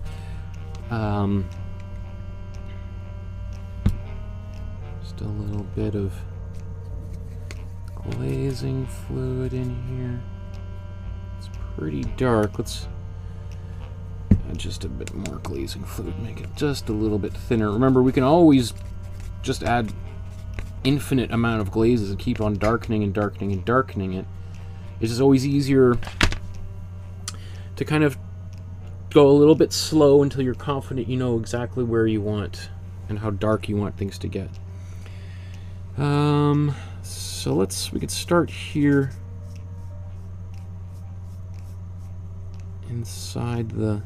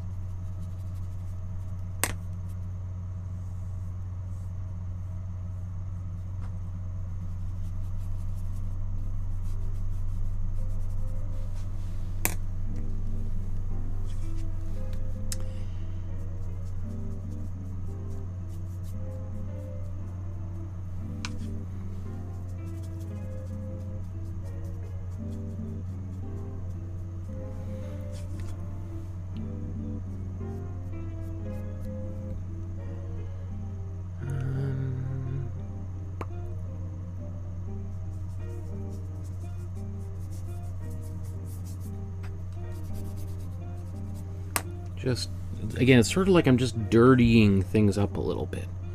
So I'm not putting it everywhere.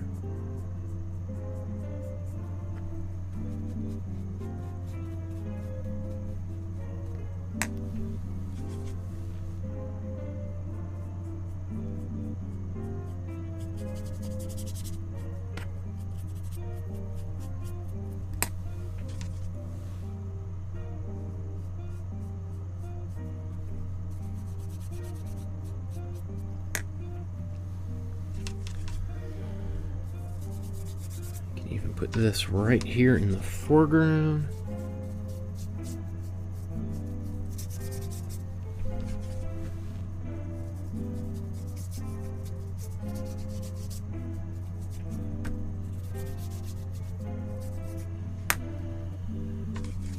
We'll do the opposite as we go here with some brighter areas in there, but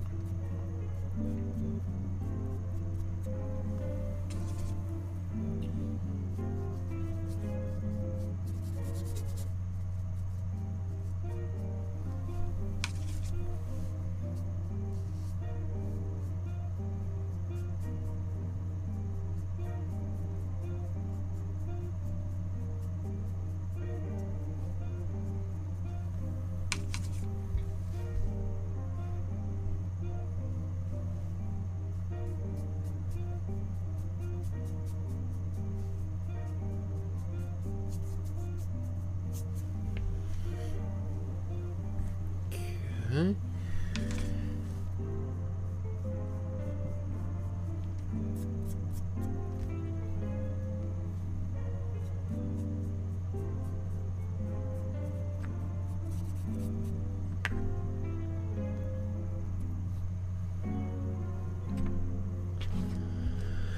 How does that look?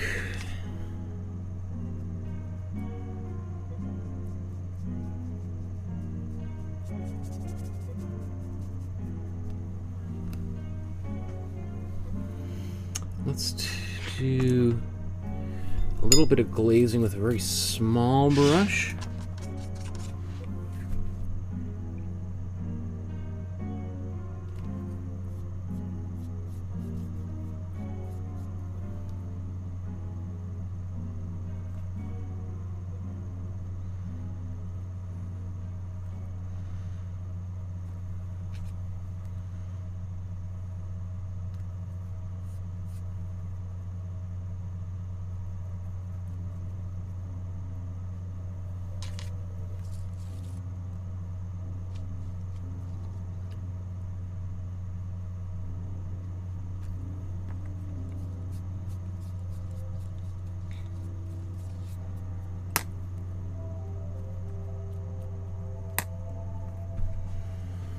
Okay, maybe. Okay. That was 45 minutes, so I'm pretty close to where I wanted to be. I was hoping to be closer done with the dog at this point, but not there.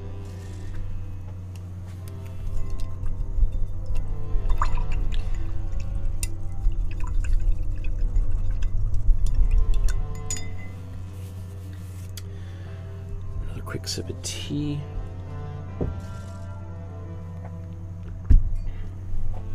So really, at this stage, it's like, well, how much time do we want to spend on the dog? We could literally spend days painting the fur on the dog and do an excellent, gorgeous job. I'm gonna say I want to be done that in about... I want to be done the whole painting in, let's say, in 45 minutes. So I'm gonna set my timer again here, 45. I want to just quickly go back to this grass and darken that down. So let's take some of the cool yellow, cool blue. Let's get a bit of warm red in there, which is going to make it more purple, or more dark color, more like a black. And so we'll have this area here, and a really dark green that we can use interchangeably. I'm just going to zoom in on that area quickly here. Maybe not quite that close in. So let's zoom in on.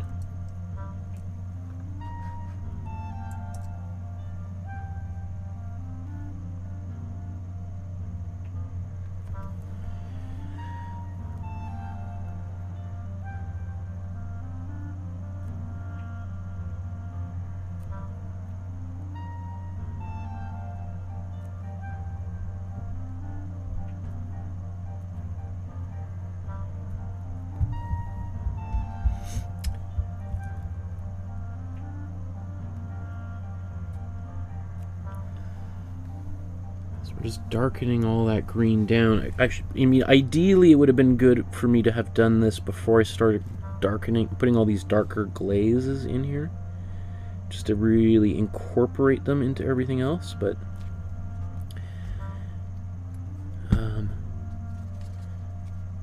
it's okay. So it's a factor of kind of going a little bit fast. I skipped over this.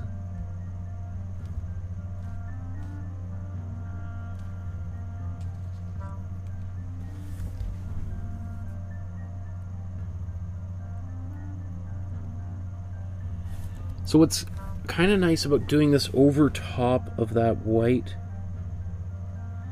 is, first of all, this green is going to be much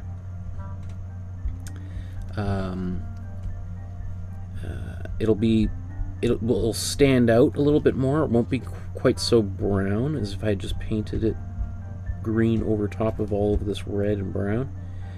But also it gives me just these little areas of highlights. Now, of course, I can always add highlights later on, but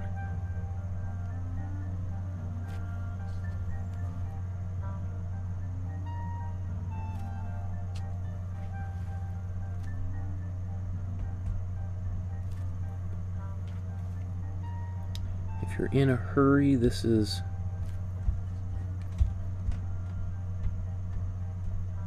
solution that can work really well.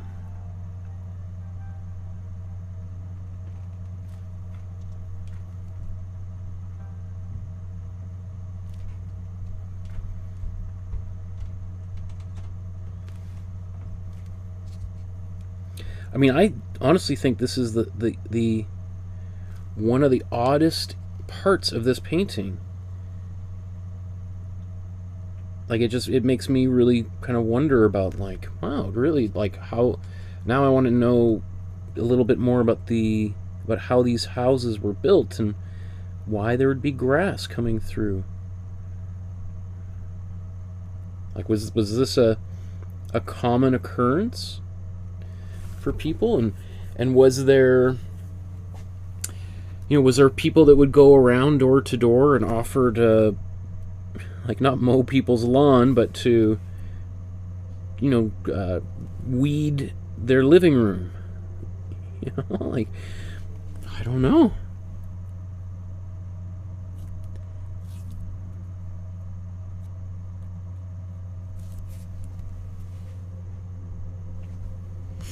Okay, that's good. So,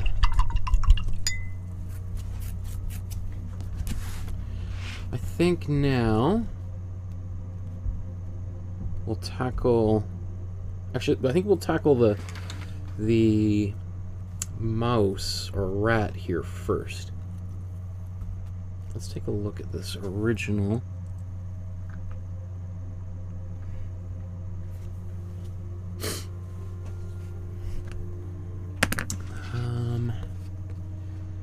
So what I'm gonna do actually is let's mix up some more cool blue.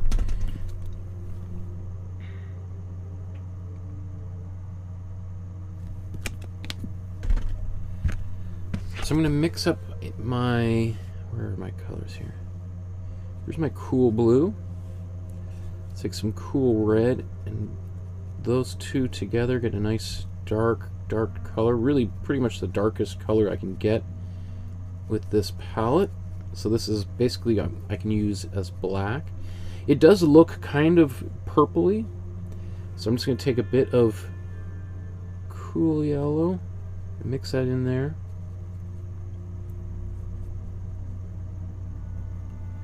It's going to make it a little bit more brown, but as you see when we add a bit of white to it, it looks quite purple. Well, it still looks a little bit gray, so let's put a bit of more yellow in there. It neutralizes that purple. A little bit more in there.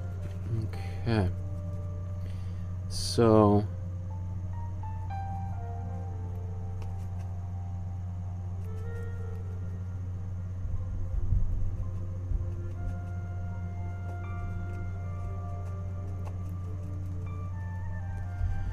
just giving myself a few options of different shades of gray. And let's go back to the mouse. So, turn that around, there we go. As I said, so this could be, is the tail, right?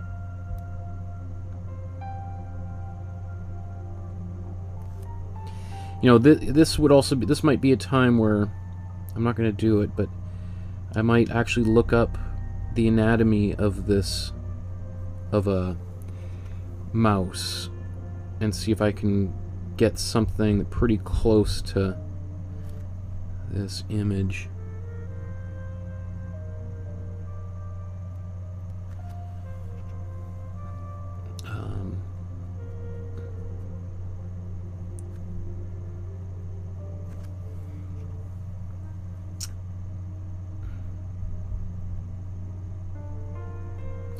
So what I'm going to do here is I'm going to give more of an arc. So this foot is going to come up higher as I build it, and then I'm also going to kind of come in under here.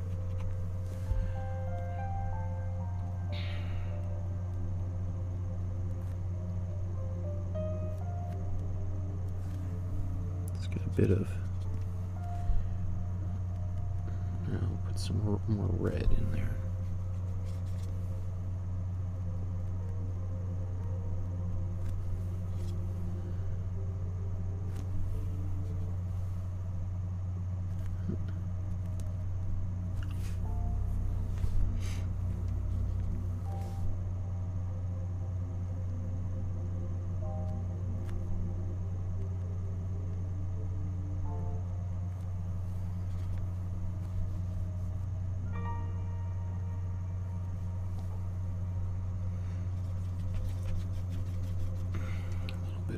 pink in the ear. Just adding a bit of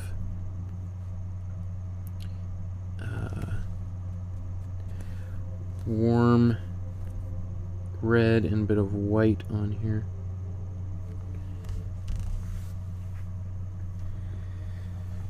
Okay, let's go back to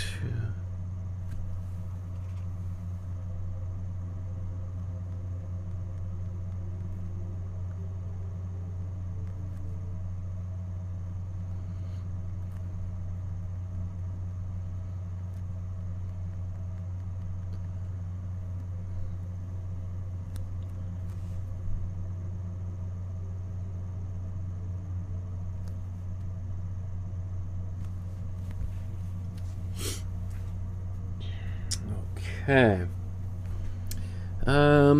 I feel like I should do some more texture on the table here.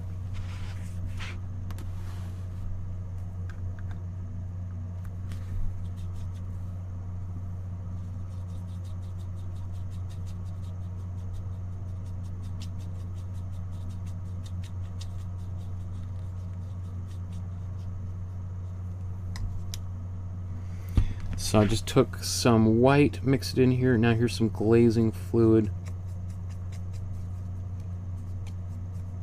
Might have put too much glazing. We'll see. And then just try to get a bit of this golden color in here.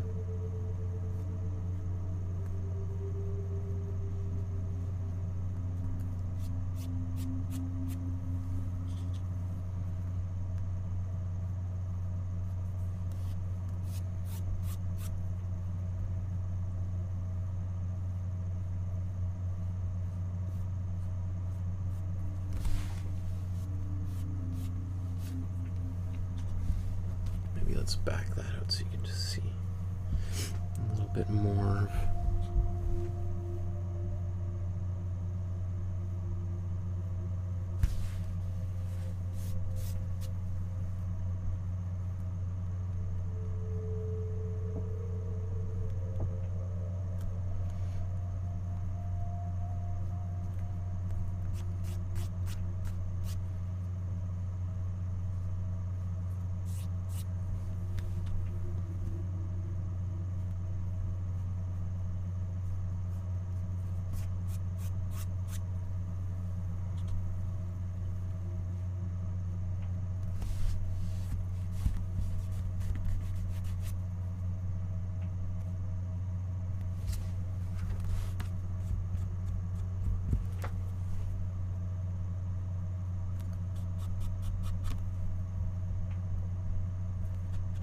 I mean, ideally, I would have done this whole table, or floor, I mean, and this wood texture very early on, but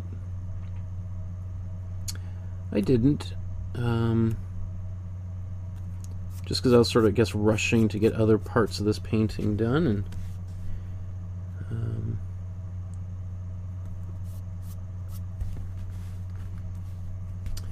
you know, I really like actually how bright his table is, or I keep saying table. The wood grain is in his painting, and so if I had, my mistake was making this brown that I put down way too dark initially. I could basically have circumvented all of this just by putting a much lighter color down originally.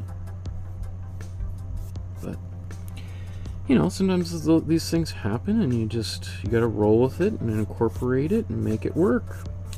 Make it work, people. Make it work.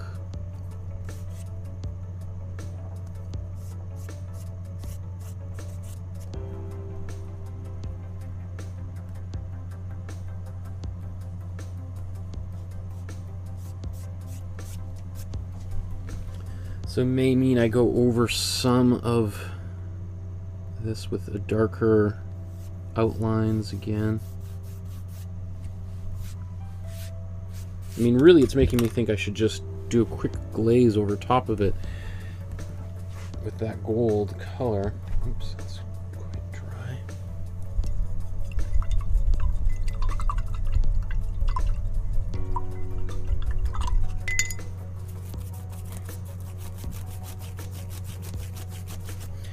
But I think that's just, we'll just chalk it up to coulda, shoulda, woulda, right?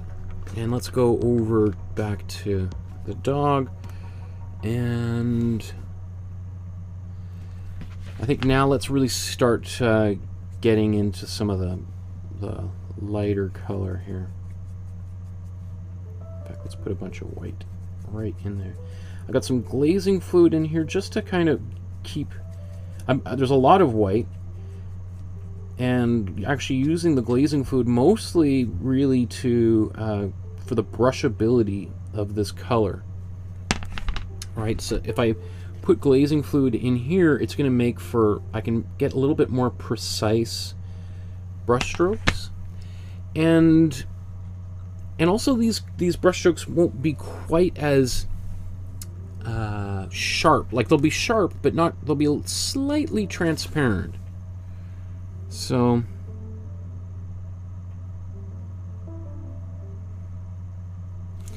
and this is the kind of thing, like I said, it's sort of like when we painted the Robert Bateman eagle. However, you can fall down a well of detail when it comes to adding hair and that kind of thing, textures onto animals or even people. So it's just, you know, it's a personal, because we did this with that with a polar bear, I remember.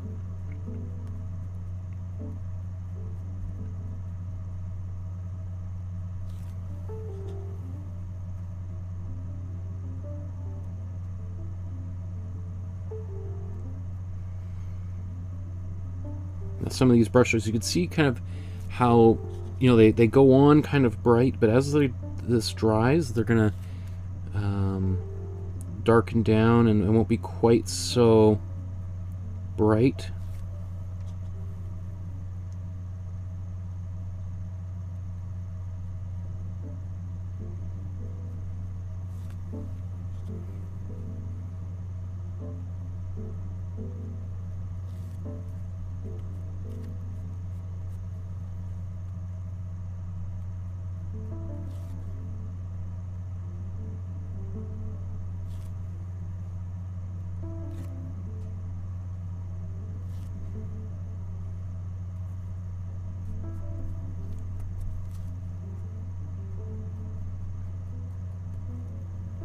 So we're gonna do a few layers of this.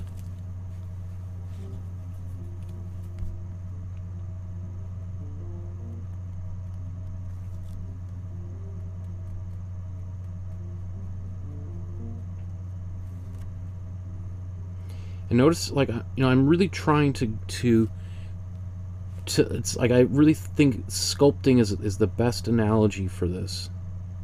We're really moving around here, kind of chiseling away at like a block of clay or something.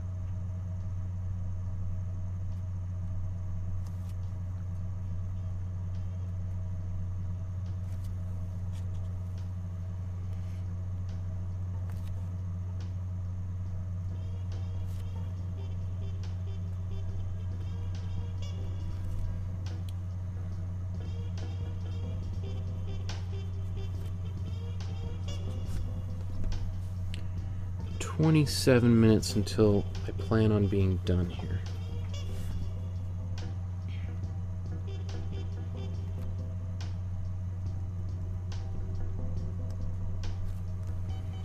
See how I said I'm raising this paw up?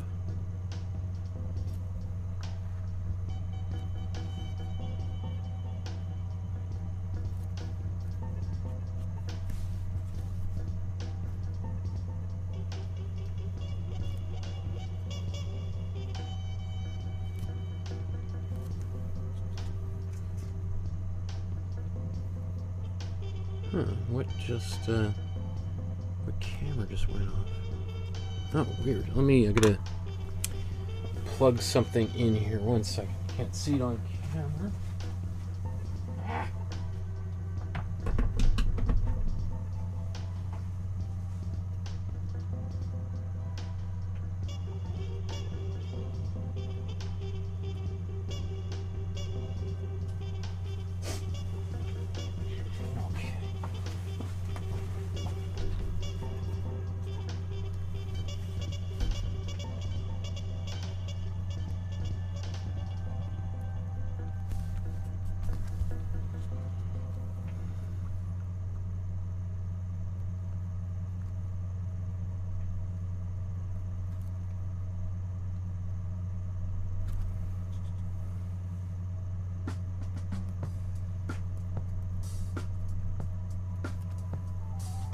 So the successful execution of this painting just depends really on your patience, layering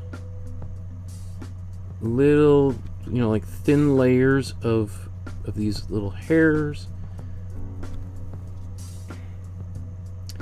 What we'll do in a moment here is we're going to go to the opposite direction. We'll do some of the darker areas, and then we'll do the brightest highlights at the end.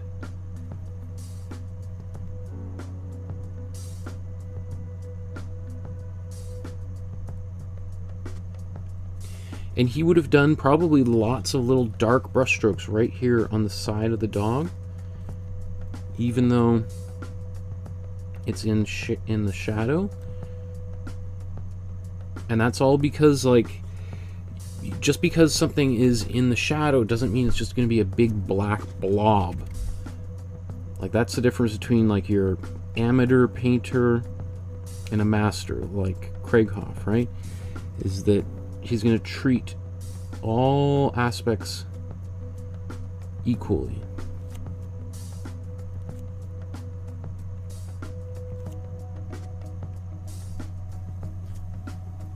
Just because something's in the shadow doesn't mean it disappears.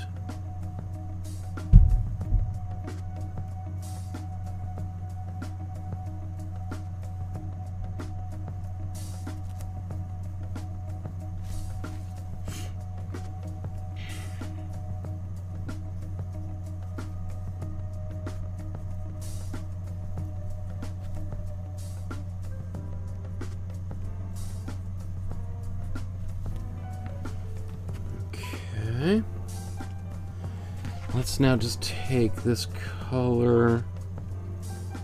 Let's give it. Let's go into the. Add a bit more red to it, just to give some more nuance to a few different places.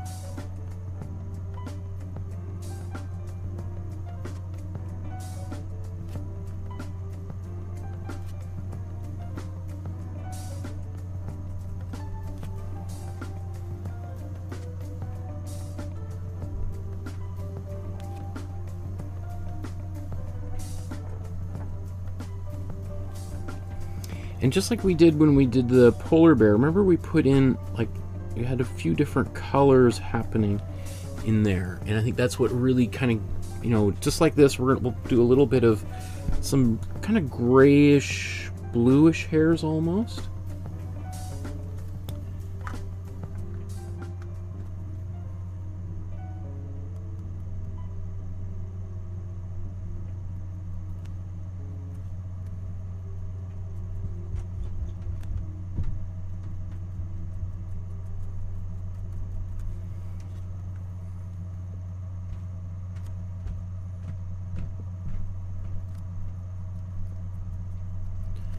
So I'm just going to build up just a little bit of color in the back very quickly.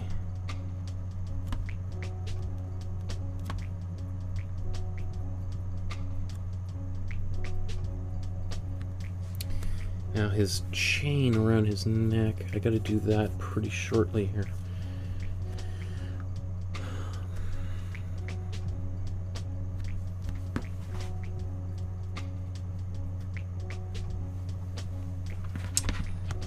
Let's see, should we do this chain thing?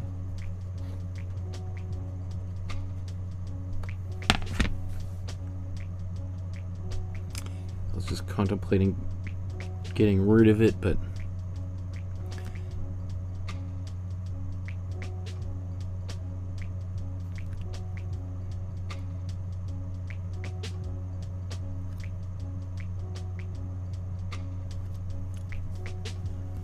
really quickly put that in place.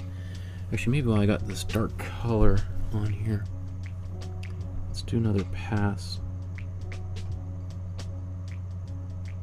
Eyes.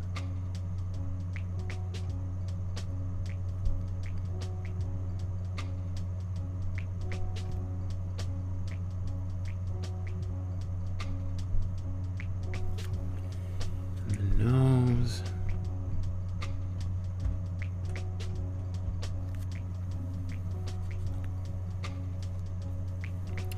And actually, let's take this. I'm going to put a little bit of glazing fluid in this dark color. This is just warm red and cool blue mixed together. I put a little bit of cooled yellow just to keep it from getting too purpley.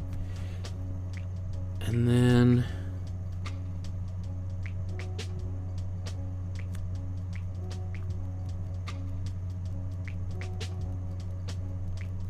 start putting in the darkest hairs underneath everything here.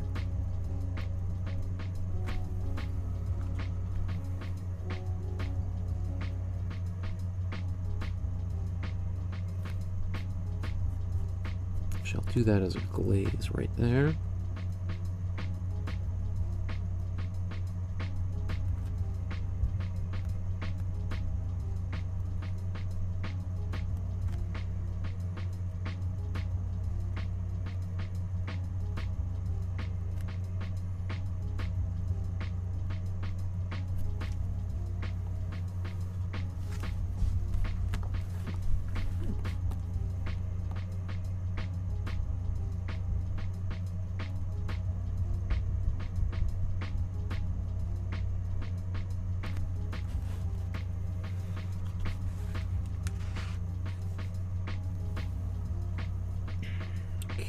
Okay.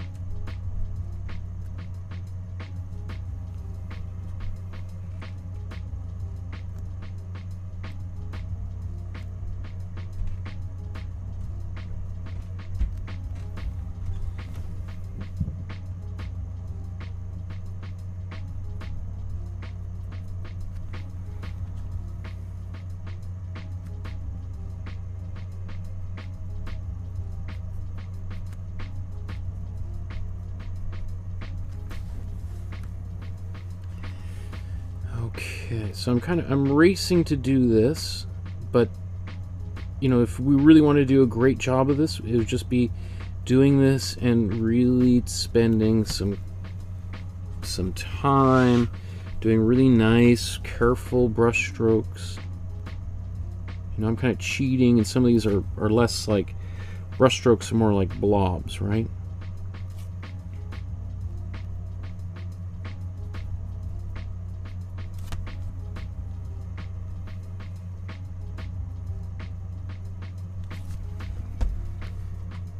I've got 16 minutes on my clock.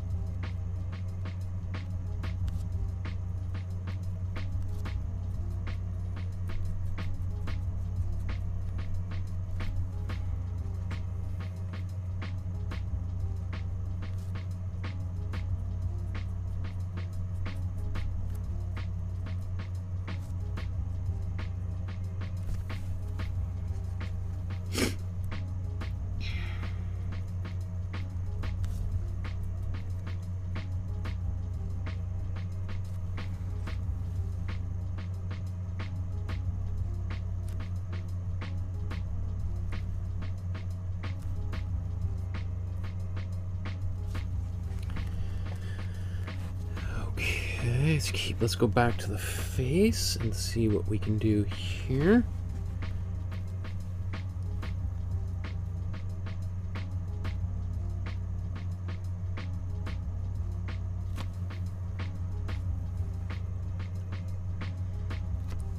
Just be careful getting my hand in some of this paint.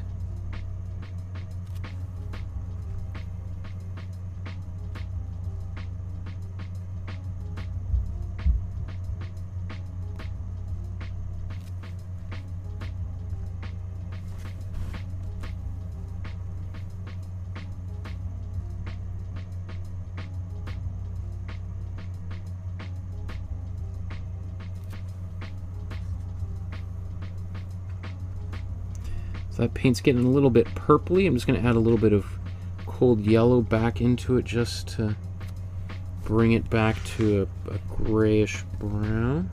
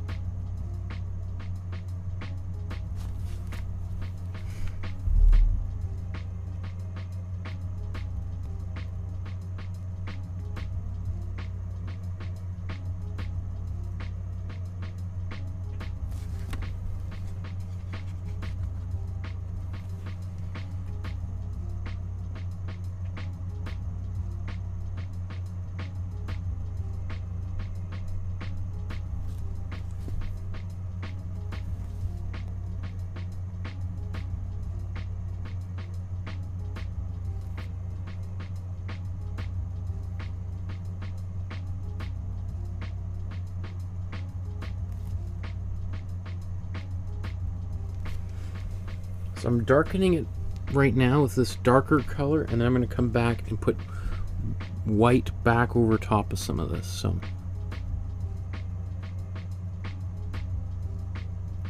or not necessarily white, but a much lighter color.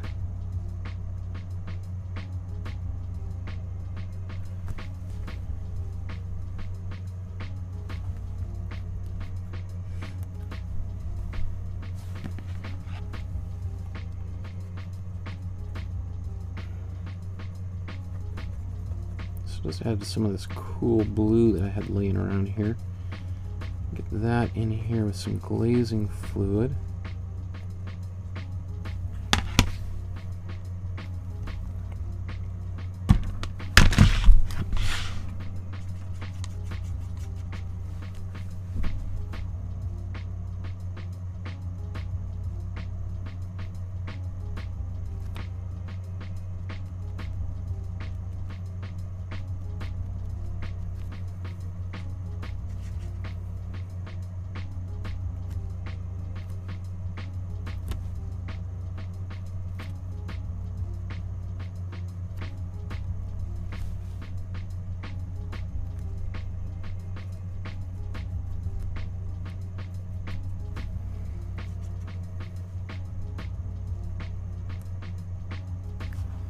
I'm just going to get a bit more cool blue in here.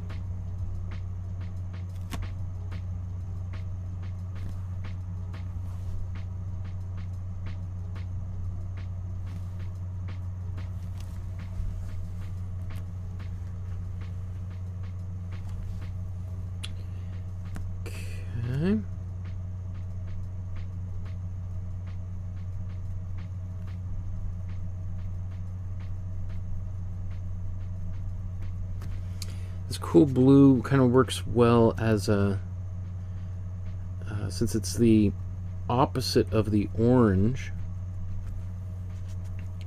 sort of using some of the principles that we see in Impressionist paintings, right? Or Van Gogh using the opposite colors next to one another to give something some depth and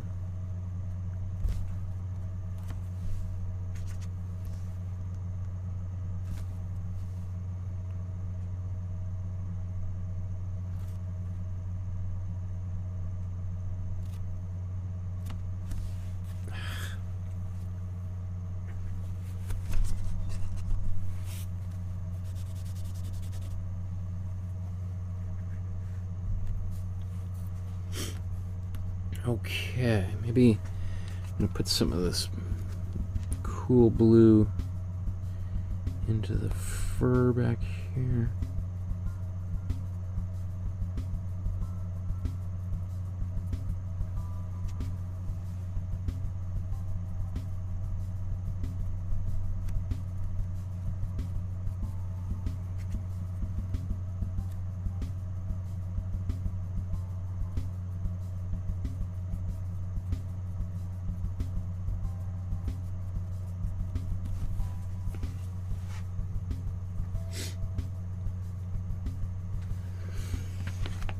Okay, and then so ideally, lastly, we're going to take a lot more white.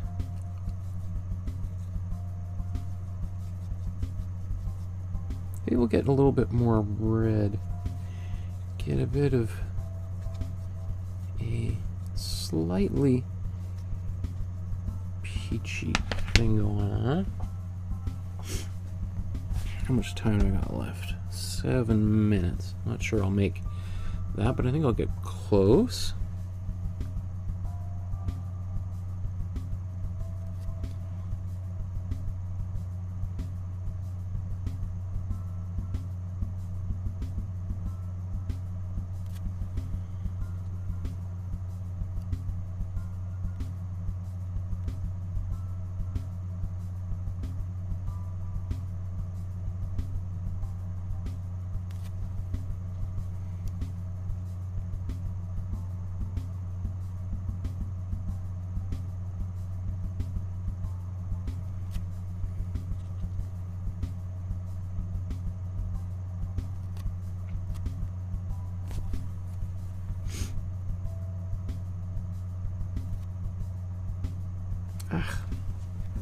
Still quite wet. I should have blow dried that. So maybe I'll do that because I got all these kind of thick brush strokes here.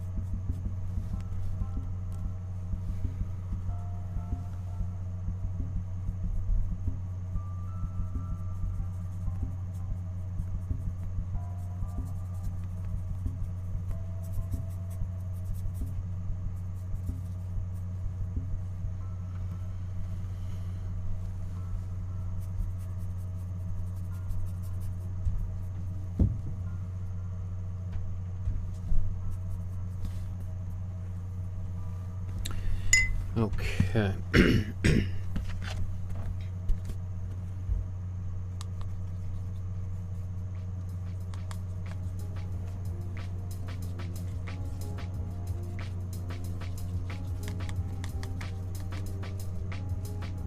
So let's get mostly white out here.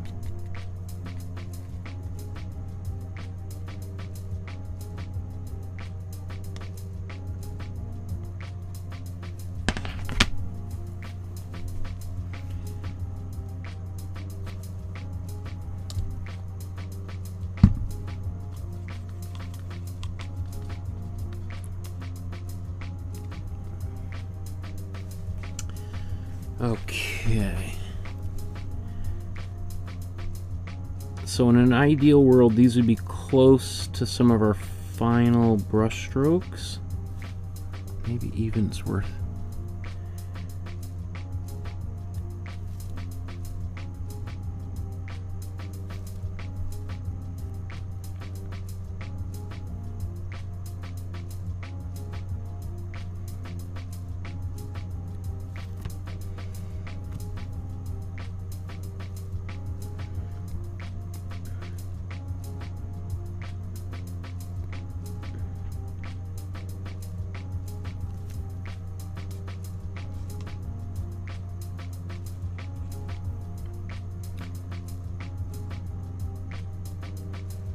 So if I'm going to take my time, it would be at this stage of the painting. This is really where I would, if I'm going to spend time doing something, really the very, very end here is where it would merit it.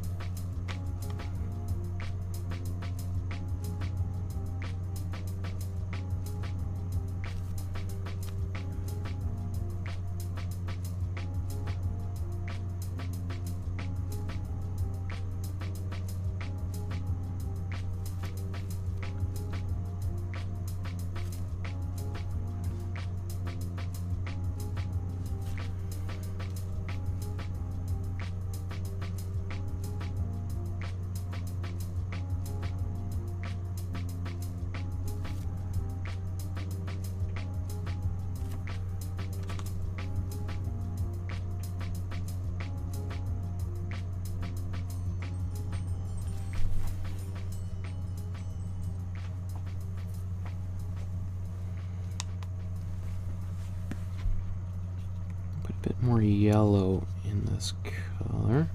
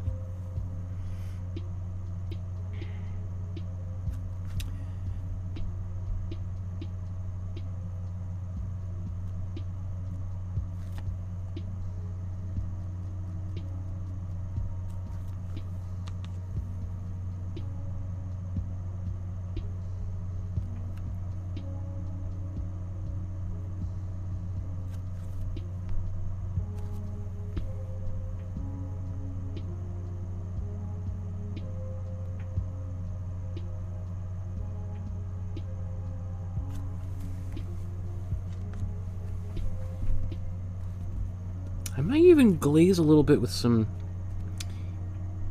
I like that, I feel like maybe let's add a bit of cold yellow maybe in here.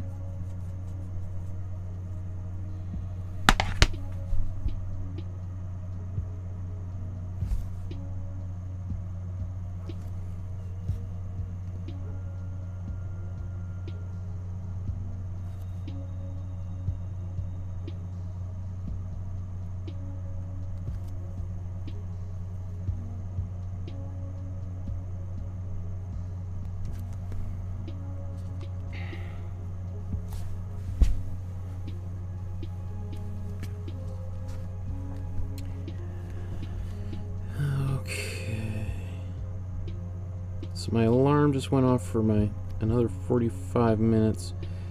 I'm probably going to put 10 more minutes into this and then call it a day.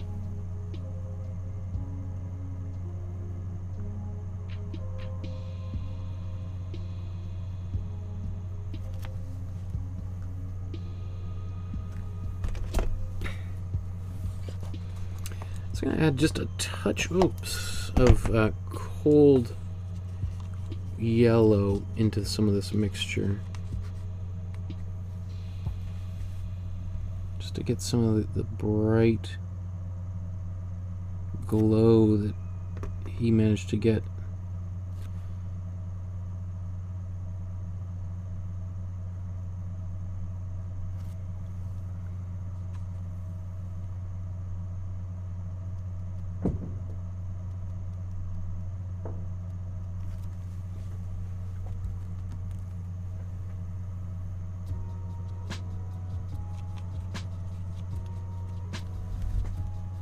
It's a little intense.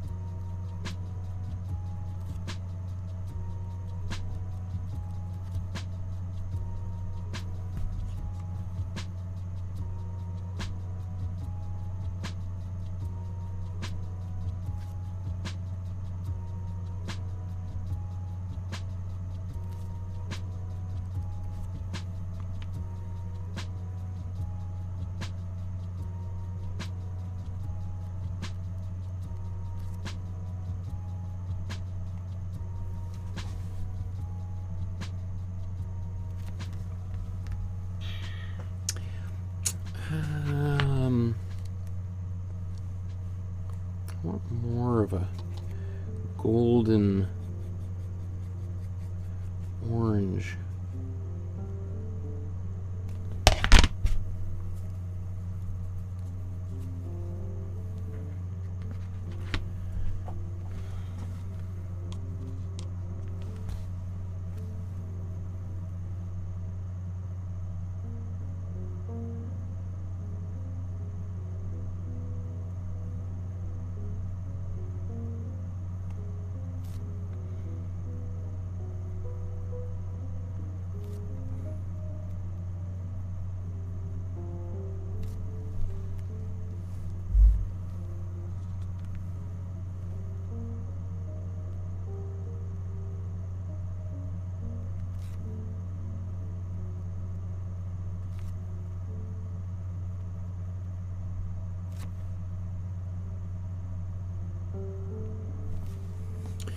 I'm sorry, I'm a little quiet. I'm actually quite hungry, so I'm my brain is kind of checked out a bit.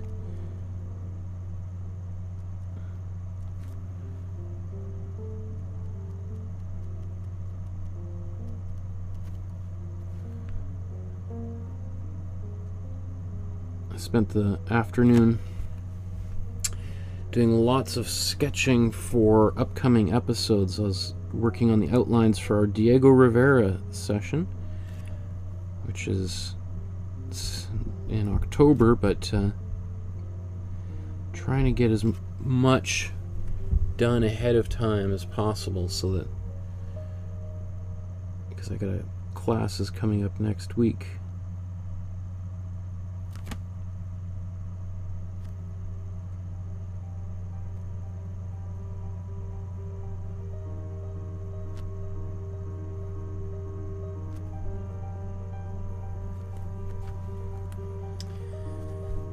Whew. My eyes are starting to go a little bit cross.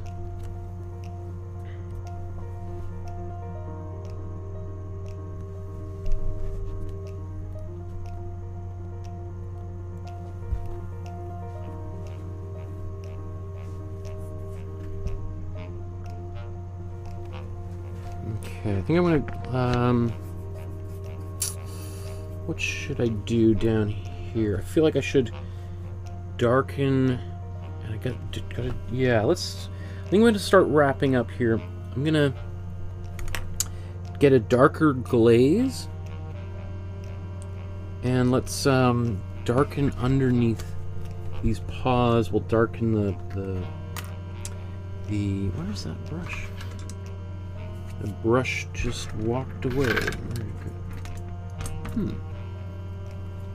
That's funny. Okay, so let's take let's do a warm brown. I think I'm just gonna mix this anew. I need some warm red.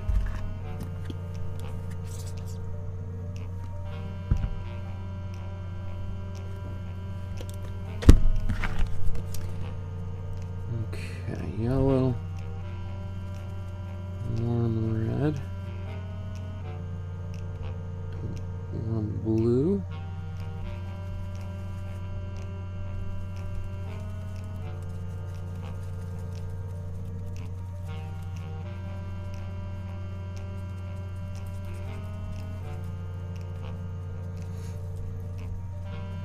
okay.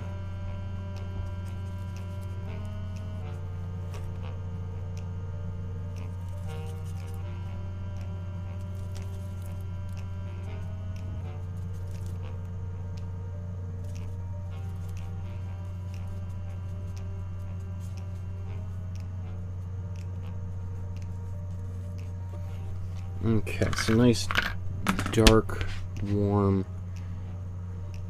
brown. Let's wipe that off. I just basically took warm yellow, warm red, and warm blue, mixing that together.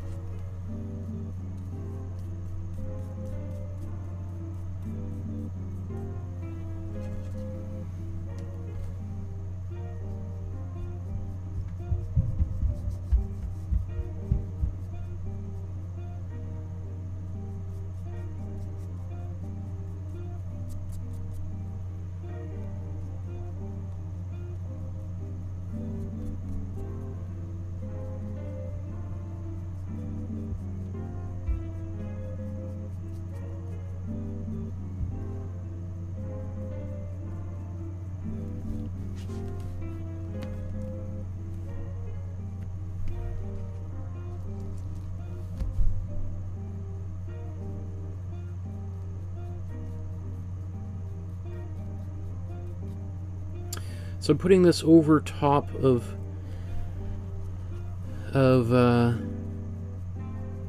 some of the areas where it was a little bit purpley, and it kind of is now going down to a nice, even, warm brown. I like this a lot. Oops.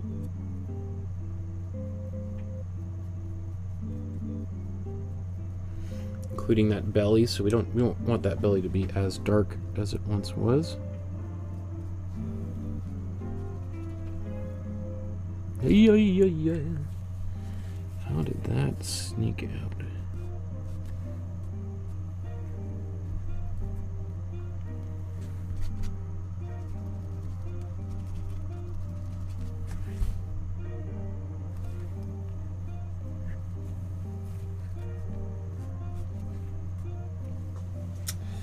It's always at the very end, right? Accidents happen closest to home is when you start getting impatient and things kind of start going a little funny.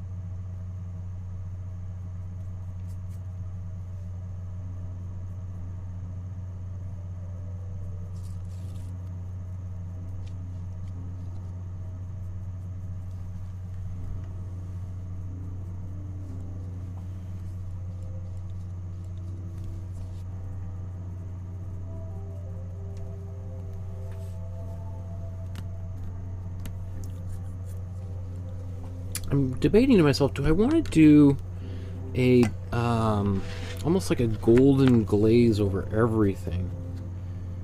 I could do something like that. I don't know. Just thinking.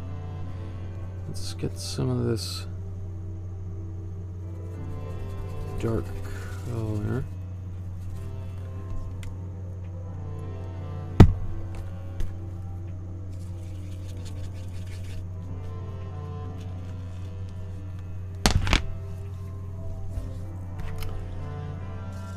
And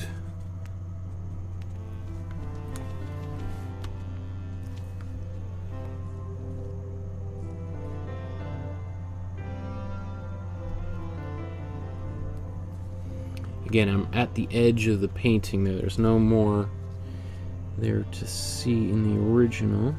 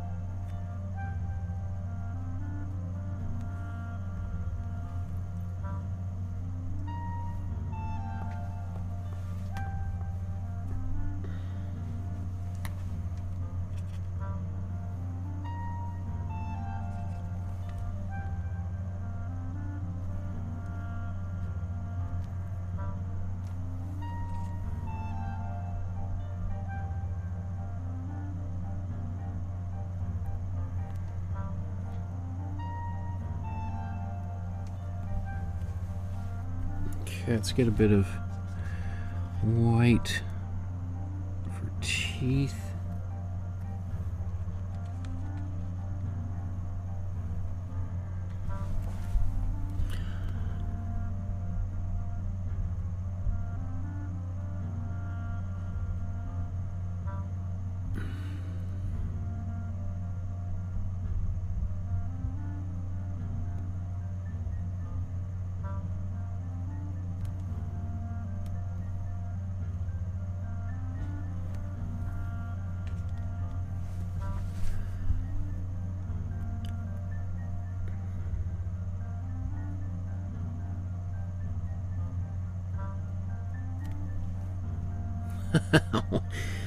The mouth is a little big suddenly. Maybe take one of those big teeth out of the way.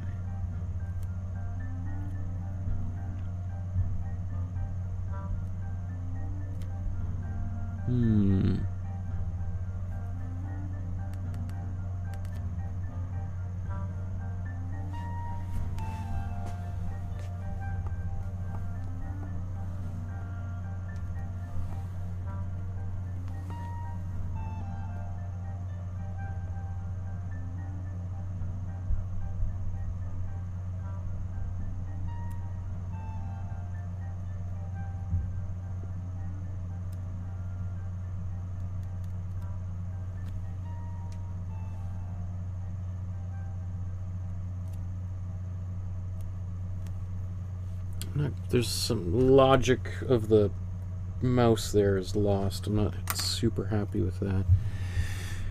But I'm going to wrap up here in just a couple seconds, so it will have to do.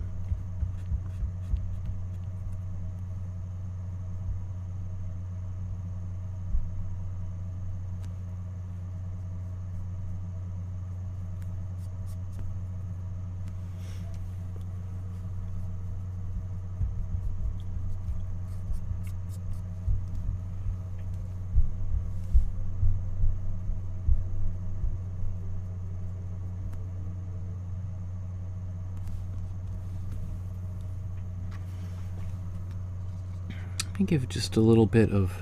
I noticed that there's the claws.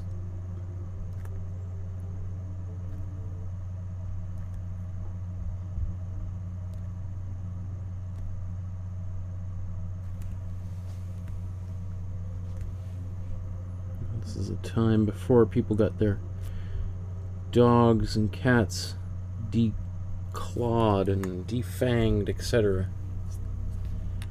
And this dog, oh yeah, there's a little bit of teeth in here.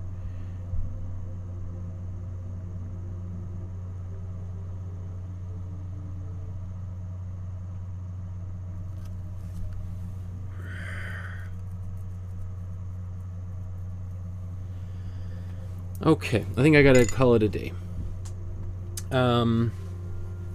Let's just zoom back out.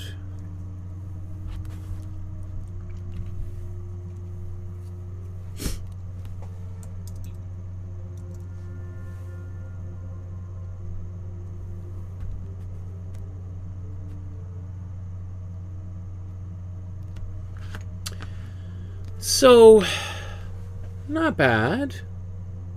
Oh, I guess there was a stick there. That's an interesting little thing he put there. I'm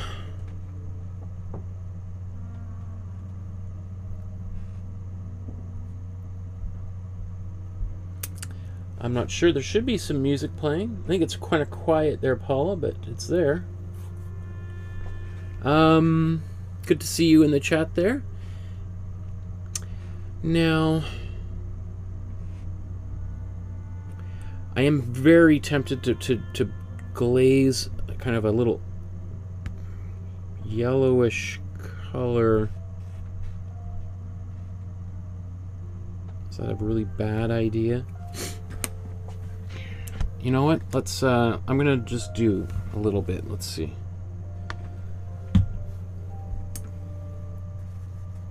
I'm going to take my glazing fluid. Let's take a bit of this color here. I'm might be a little intense. Just wipe that off after I mix it.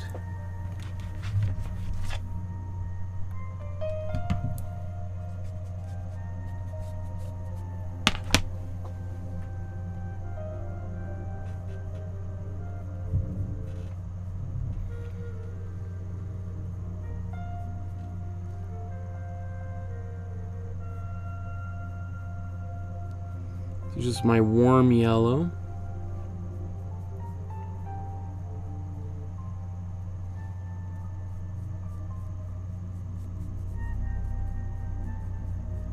Some glazing fluid.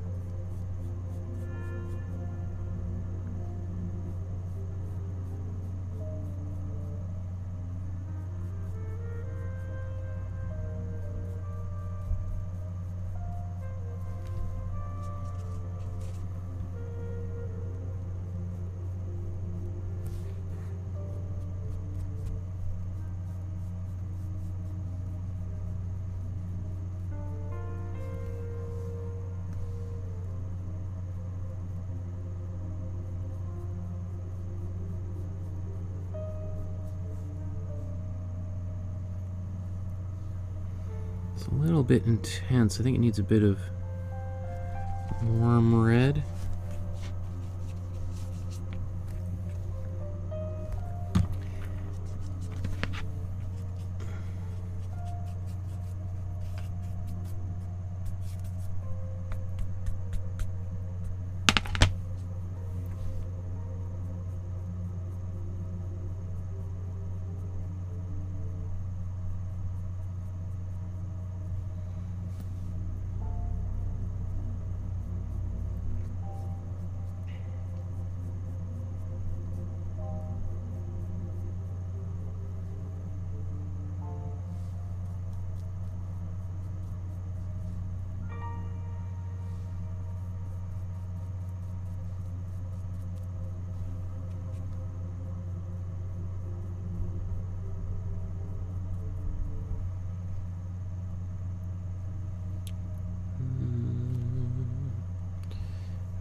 Bad. Here I was like, ah, I'm all done, and then here I'm still painting away.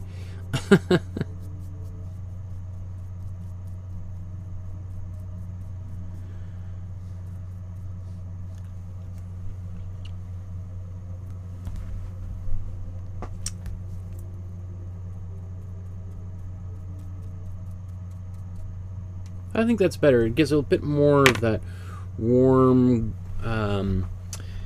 orangey kind of fur than really, really bright white. The white, I mean, I could put a little bit of white back. Should I do a tiny bit of glazing with a little bit of white? I don't think so. I think I'm just going to leave that. But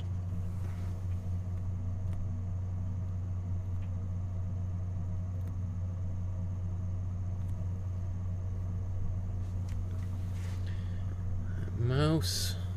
Okay, I think I'm gonna call that a painting. So this is my name.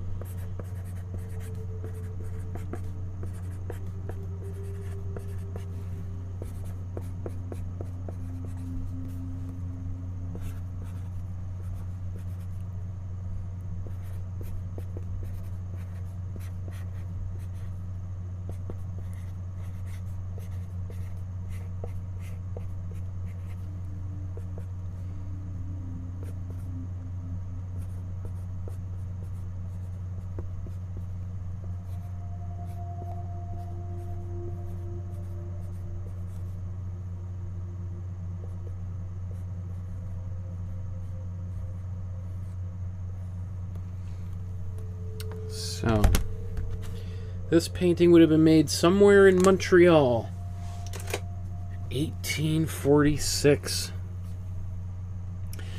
Okay, everyone, thanks for joining me for this episode. If you enjoyed it, you found it helpful, please like and subscribe to the channel. If you want to make a donation, donations are very much appreciated. Feel free to use the Dropbox link in the description below. Enjoy your evening, everyone. We will see you tomorrow or Thursday. Okay. I set that up. Ended really quickly, abruptly, but I love you all, and we'll see you very soon, everybody.